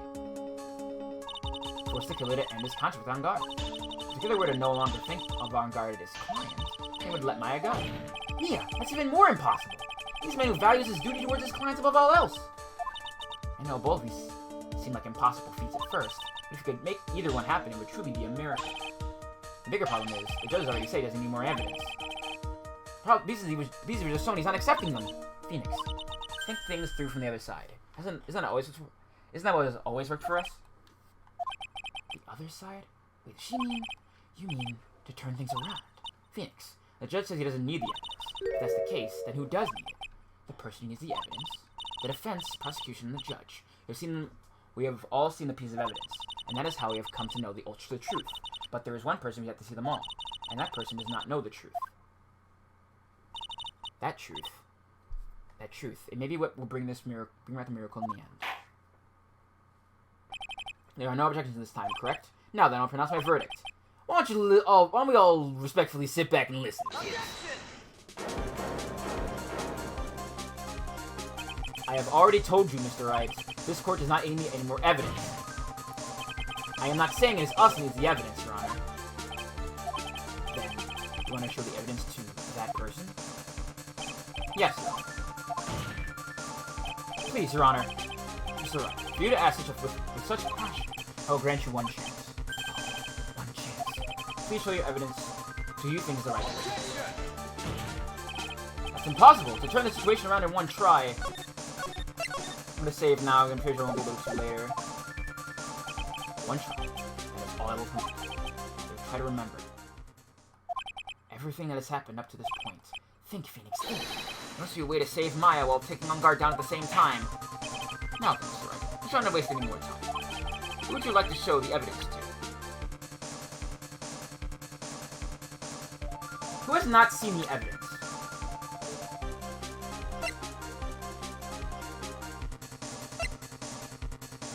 I already saved. Now it's just a matter of trying to figure out who the evidence is. Needs to be shown to.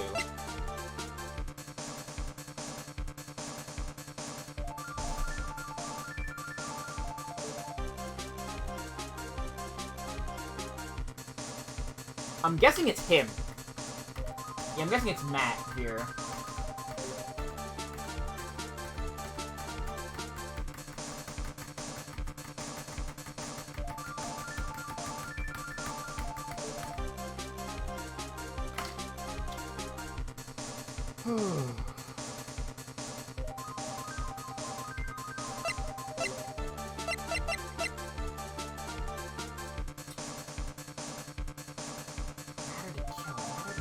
I think it must be Matt.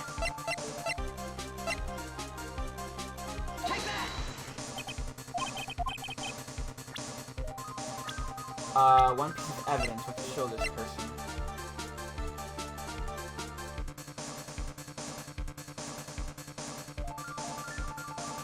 I think it's the videotape.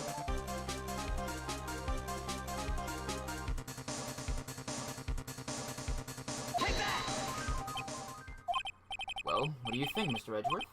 I have anything to say to this. How about you, Miss Ron Karma? Well, I was just shot, so... I'm afraid I cannot allow the defense to continue. What?! No wonder what you were talking about anymore. Wait! Please, one more... Yeah, I'm dead. Fuck it.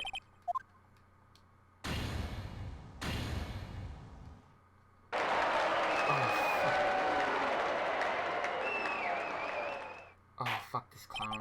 That is all. This court is adjourned. And just like that, the case came to an end. I ran from the courtroom and wandered the streets alone. I never saw Maya again. The killer is a man of his word. I'm pretty sure he kept his promise. I heard of the verdict of Miss Andrews' trial a few days later.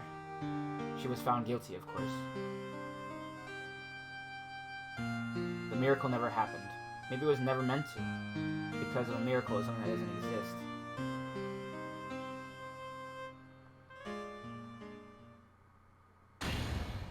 Wait a second. Yeah, that's the bad end.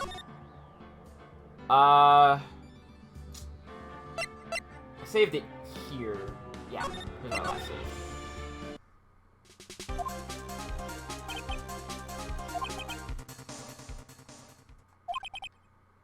What's happened to this point?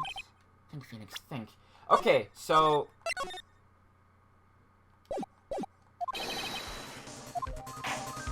Okay, I'll try. Profiles.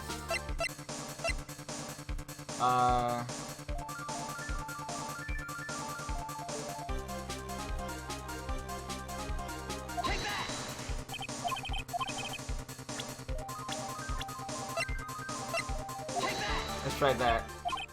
What do you think, Mr. Edgeworth? I think there is some merit in showing this evidence to that witness. Bailiff, please bring in the transceiver from earlier. All right. This guy managed to convince him.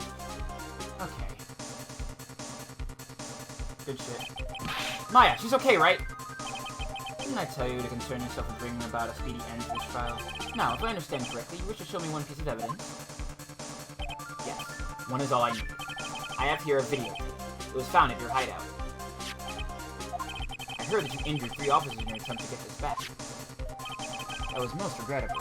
However, it was an order from my client. I was told to protect that videotape. I thought, I'm afraid I seem to have failed in that regard. Do you know the contents of this tape? I was sternly told my client not to watch it, so I have absolutely no idea. Actually, you are on this tape. There was a video camera hidden at the crime scene. Your actions were being recorded. What? Is that true? Mr. Wright! Who was it that planted the camera? Well, the only person who could have planted the camera scene of the crime would be your client, naturally. That was Adrian Andrews. Be quiet and listen, Your Honor. Yes, sir. Your client specifically specified a place and time for you, isn't that right? Yes. That was so they could film you. I had no idea. Mr. Wright. Why would my client do such a thing? I would like to know why. I did not unguard from the crime scene?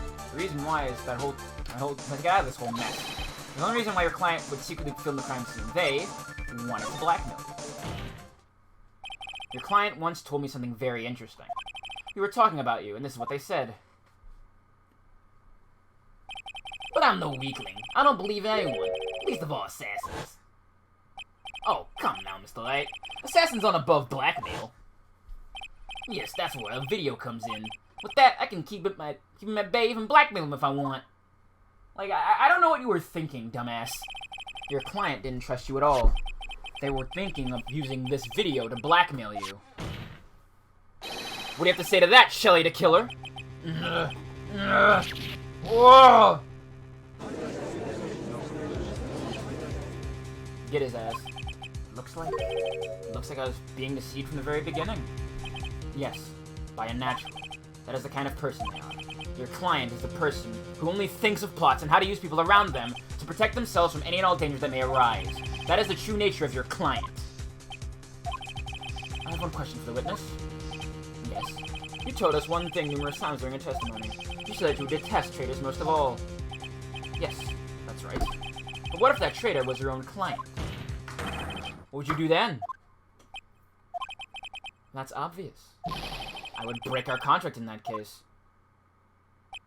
And then, that client would become my next target. For the honor of the killer name, even if it takes an eternity, I would follow that person to the ends of the earth to exact my punishment. Oh, I want to see him squirm on the stand now. I want to see it so bad. I see. Well, that's all I wanted to know. So the traitor becomes the killer's next target. Ah, I get it. This is how we'll turn this case around. Mr. Wright. Yes? My contract with my client is over as of now.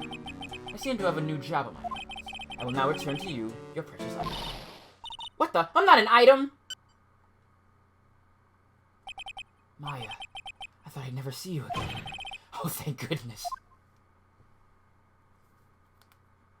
Alright, you weasel. This trial appears to have come to its conclusion. However, I'm sort of... I don't quite know... Yeah! Miss Von Karma, where did that... She always has you in her sights. Now, I do believe it's time to finally hand down a verdict. Look at him! Look at this loser! Ready to be a free man, bitch boy? I bet you are! Ready to walk out like nothing ever happened? You want that not guilty now? Mr. On guard, it looks like somehow you got what you wanted. You will finally receive the acquittal you wanted so badly. You should be happy. But before that, I would like to make one final statement. Sometime in the near future, one very betrayed assassin may appear before you. Yeah, he's most definitely Japanese, I believe, but like, you know, he's about to get fucking shadow realmed. He used to say that man is very good at what he does. I'm sure you would understand what I mean if you watch this video. Help me. Now then, Your Honor, the verdict, if you please. Is this alright with you, Mr. Wright? You finally reached the end of a very long battle. If he was convicted or acquitted, there is no escape from him now. Go on, Phoenix. Tell me what your heart tells you. Right, Chief.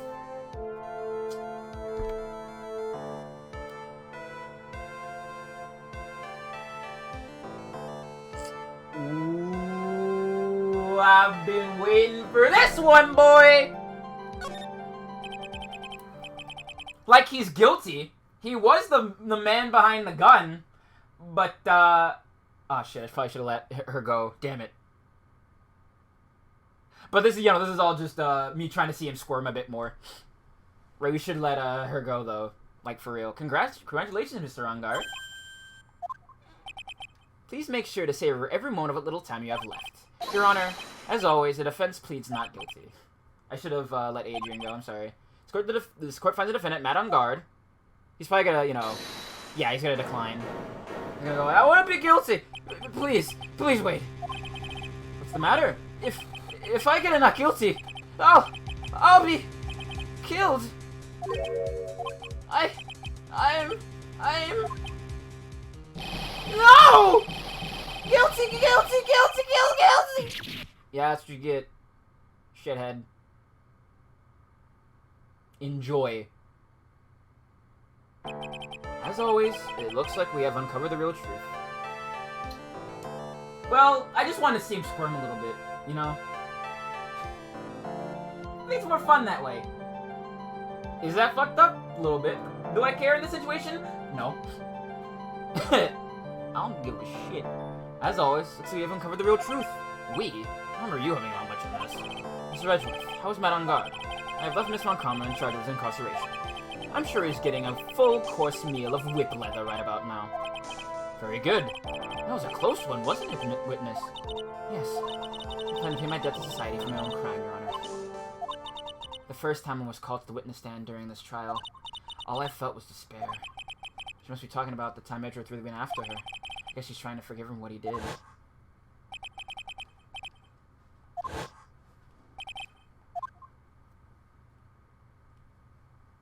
But after that, when I was alone at the detention center. That's the first time I saw myself for where I really am. And today, when the two of you used your combined strength to convict Matt, I felt like I had finally been saved. Wow, this is the first time I've ever seen her smile. I really am happy that you two are in charge of this case.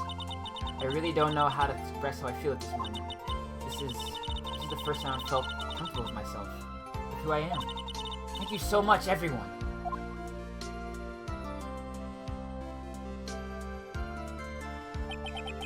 Looks like we have resolved everything at last. As for myself, there are still a few things I'm confused about, but everyone seems to be in good spirits, and that is good enough for me. That is all. This court is adjourned.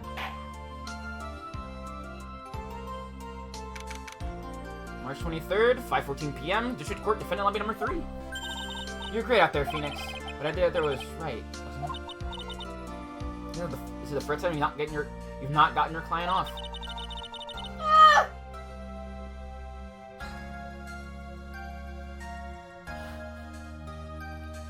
Even when I don't mean to, Freudian slips just keep coming, huh? Got them a guilty verdict this time. But let's look past all that to what's really important. You will now realize there's something more important than getting a not guilty, right? Yes, I understand now. Phoenix, think back for a second. Think to the moments before Von Karma arrived with the final piece of evidence. Think about the incredible decision you had to make. Now then, Mr. Wright, let's hear the defense's final statements on the matter.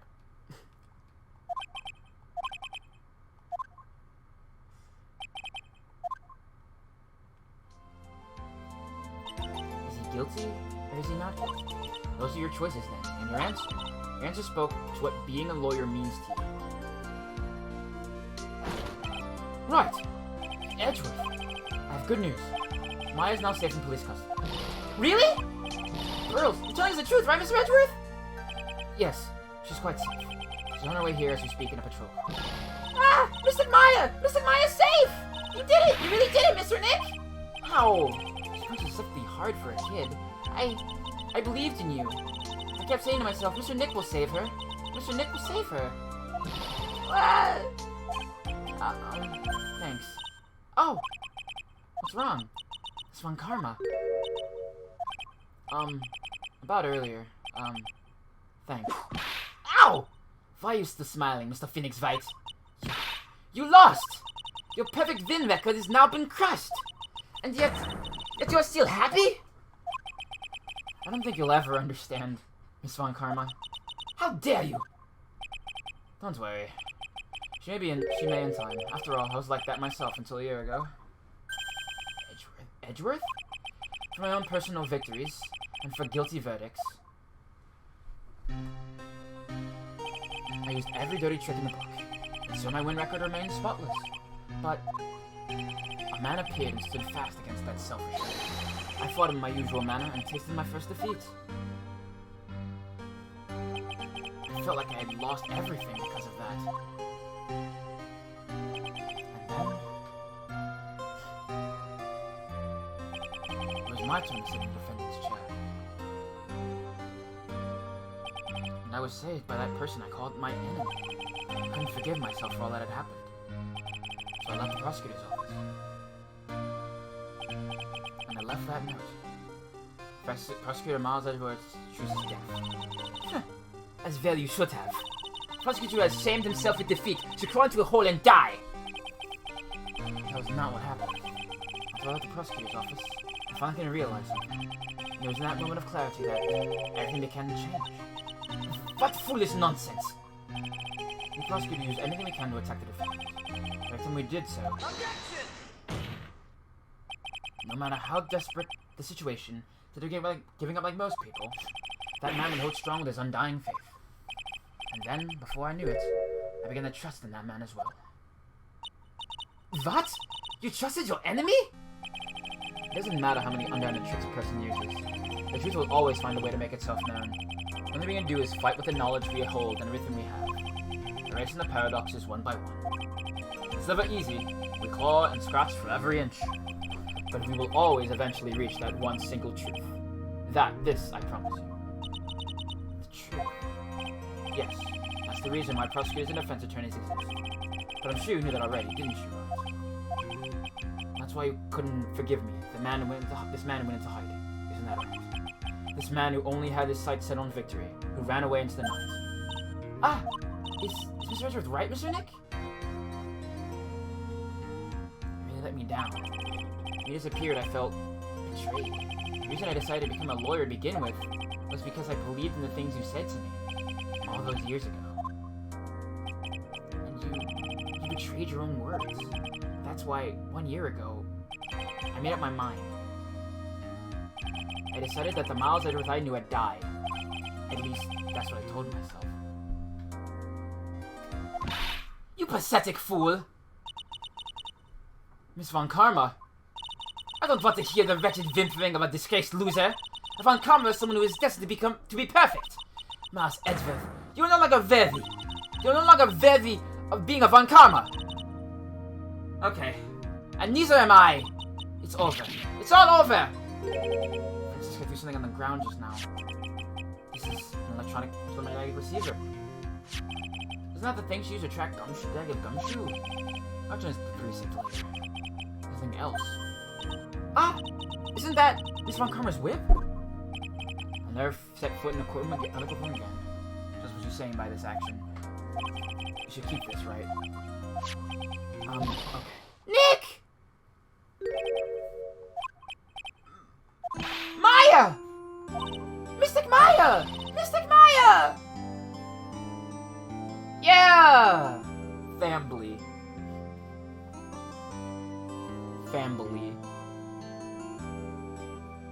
Oh, Nick!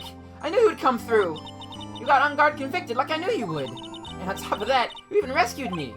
Well, of course I did! You know I would never desert you! We sure pressed our luck this trial. You're really lucky to be standing here. Whatever. Look, it's over, okay? Besides, if I did croak, I would just come back and haunt you like a bad ghost of Pearly. Is it really that easy to do something like that? Thanks a lot, Nick. Don't mention it. Maya. Oh, Mr. Edgeworth! I'm relieved you're alright. Hey, looks like you've made some real progress, Mr. Edgeworth. Well, I suppose I'm a little different from who I was a year ago.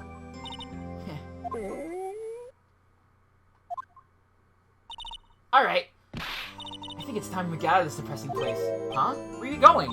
Food, Nick! Food! Grub! Chow! I'm starved! Sorry, even you look like a nice juicy burger on a bun to me, Nick. You think I look like a burger? I'm a prime rib at least! Come with us, Mr. Edgeworth, please? If you insist. Alright. So we made up our usual burger joint. Don't be silly, Nick. Huh? This case messed up that awesome evening and got in the way of my gourmet food. That is why we have to make it up by having another feast. Another feast? Come on, Nick! Food! Gay dinner with Edgy and, like, Phoenix's two little sisters. Hey, pal. Sorry to keep you guys waiting. Gumshoe, are you alright? Yeah, but I'm really embarrassed. I didn't think I would hit a telephone pole of all things. A telephone pole? It wasn't a red light that got him? You did it again, city boy. I felt like my dear old heart was gonna give out on me. I ain't joking. Yeah, it was more exciting than the very last episode of The Steel Samurai. Thanks. Now looky here, Mr. Snooty Prosecutor. I was reckon you bullied Mr. Rad too hard. You don't start being a lot nicer to him, you might just kick it. Tonight even. I'll keep that in mind. Oh, come on now. Everyone gather around. Y'all can get your picture taken by a genuine professional photographer. Looks like a lot about ourselves on your camera. Well, pal, at least we can put this messy case behind us now. Come on, tonight's all about eating, so let's chow down, pal. Amen to that, pal. Amen.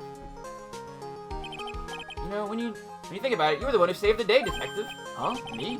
You really think so? He's right. If it wasn't for the three items you took, I think this trial would have had a very different ending. Well, you know, it's... wait. That's odd. When I ran off with the things to kill his hideout, I'm sure I took 4 things in total, sir. What? 4? Yeah, I'm sure I put one of the items in my coat pocket. Was a 4th item? Ah, come on, y'all, it's over. But, whoo, boy, I tell you, you really are something else. Between getting accused of murder and getting kidnapped, never a dull moment with you, huh? You think? Why does she look so happy about that? being shut away for 2 whole days. Weren't you scared? Yeah, it was really scary. I felt so hopeless. To keep my mind off of it, things I drew a picture. Sound like you had it rough, gal. Where's this picture of yours? Yeah, I want to see it. I want to see Missing Maya's picture. You know, I don't know where it went. Aw, that's too bad. Well, it's alright. It wasn't anything important anyway. Sure is nice to see them both smiling again.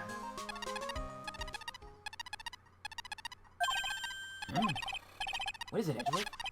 This thing is picking something up. That's Miss Montgomery's receiver. Thanks to her, I had the most awful experience of my life, sir. I can't believe she stuck a tracking device on me. That's odd. Even though you're standing right here, the tracking device seems to be in a different location. Oh, it's probably busted or something, sir. Well, it doesn't matter. I'm afraid it's about time for me to excuse myself. I still have some work to do. Huh? Mr. Edgeworth, they haven't eaten anything yet. You've eaten way too much, you glutton. I had fun tonight. Now, if you'll excuse me. Wait. What? I just want to say thanks, Edgeworth. You really saved me out there. If anyone should be saying thanks, it should be me, right? I feel like words alone are enough here. If there's anything giving to express how I feel.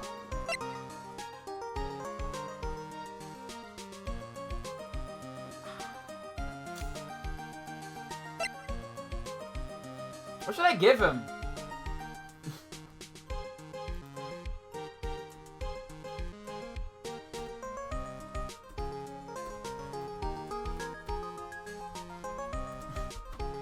I know what I should give him.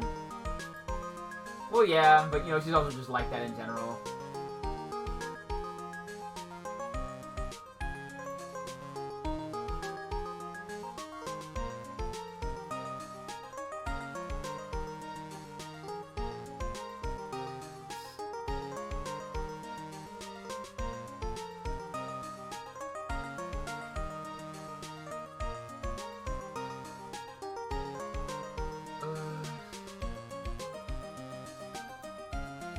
Yeah, to edgy. I'm pretty sure it's the whip, but let's see about it. Take that! What's this? Thank you. It's all thanks to you two. You and her. You don't need to thank me. I was only doing my job. Looks like Mr. Edgeworth has left, Mr. Nick. Hey, Mr. Maya? Yes, Pearly? I guess you two can back to being lovey-dovey, right? Please. Please stop! Mr. Nick, I mean. Pearly, would you cut it out already? You're embarrassing me. Anyway, so who's paying for this lovely dinner party? If you need to ask, everyone say thank you to Nick! Huh? Yeah, I'm kinda at the point where I can't even buy pins and noodles, pal. So I kinda already put your name on the bill. Huh? Huh? Yeah, I got me in a situation just like that myself. There's this camera shop at this hotel, see. I just bought myself this good old beauty here. Be better anyhow for $3,000. Huh? Huh? Huh? Actually, I reckon you bought it for me since it's on your tab and all. Huh? Huh? Huh? Isn't this great, Mr. Nick? Yeah, Nick. Why do I suddenly feel like screaming? Oh, you don't need to hold back here. Yeah, pal. Time to let it all out. This is gonna be the first time I hear the real you. Go on. It's been a while since I heard you say it. I've been busy being a hostage and all. Alright, so then, if you say so. I think I still got one last thing. Oh, no, it's over. It's over!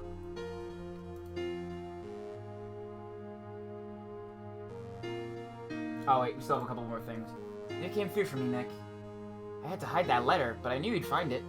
I really feel like I've been living on the edge lately. I mean, I've escaped death 3 times now. Pretty cool, huh? I feel like a pro. Alright, but yeah, I'll leave it off here. Hope you enjoyed tonight's stream. Tomorrow we'll be working on a bit of Sonic Battle. I believe it's only Thursday. And tomorrow is the last stream of 2021. How about that? Spicy.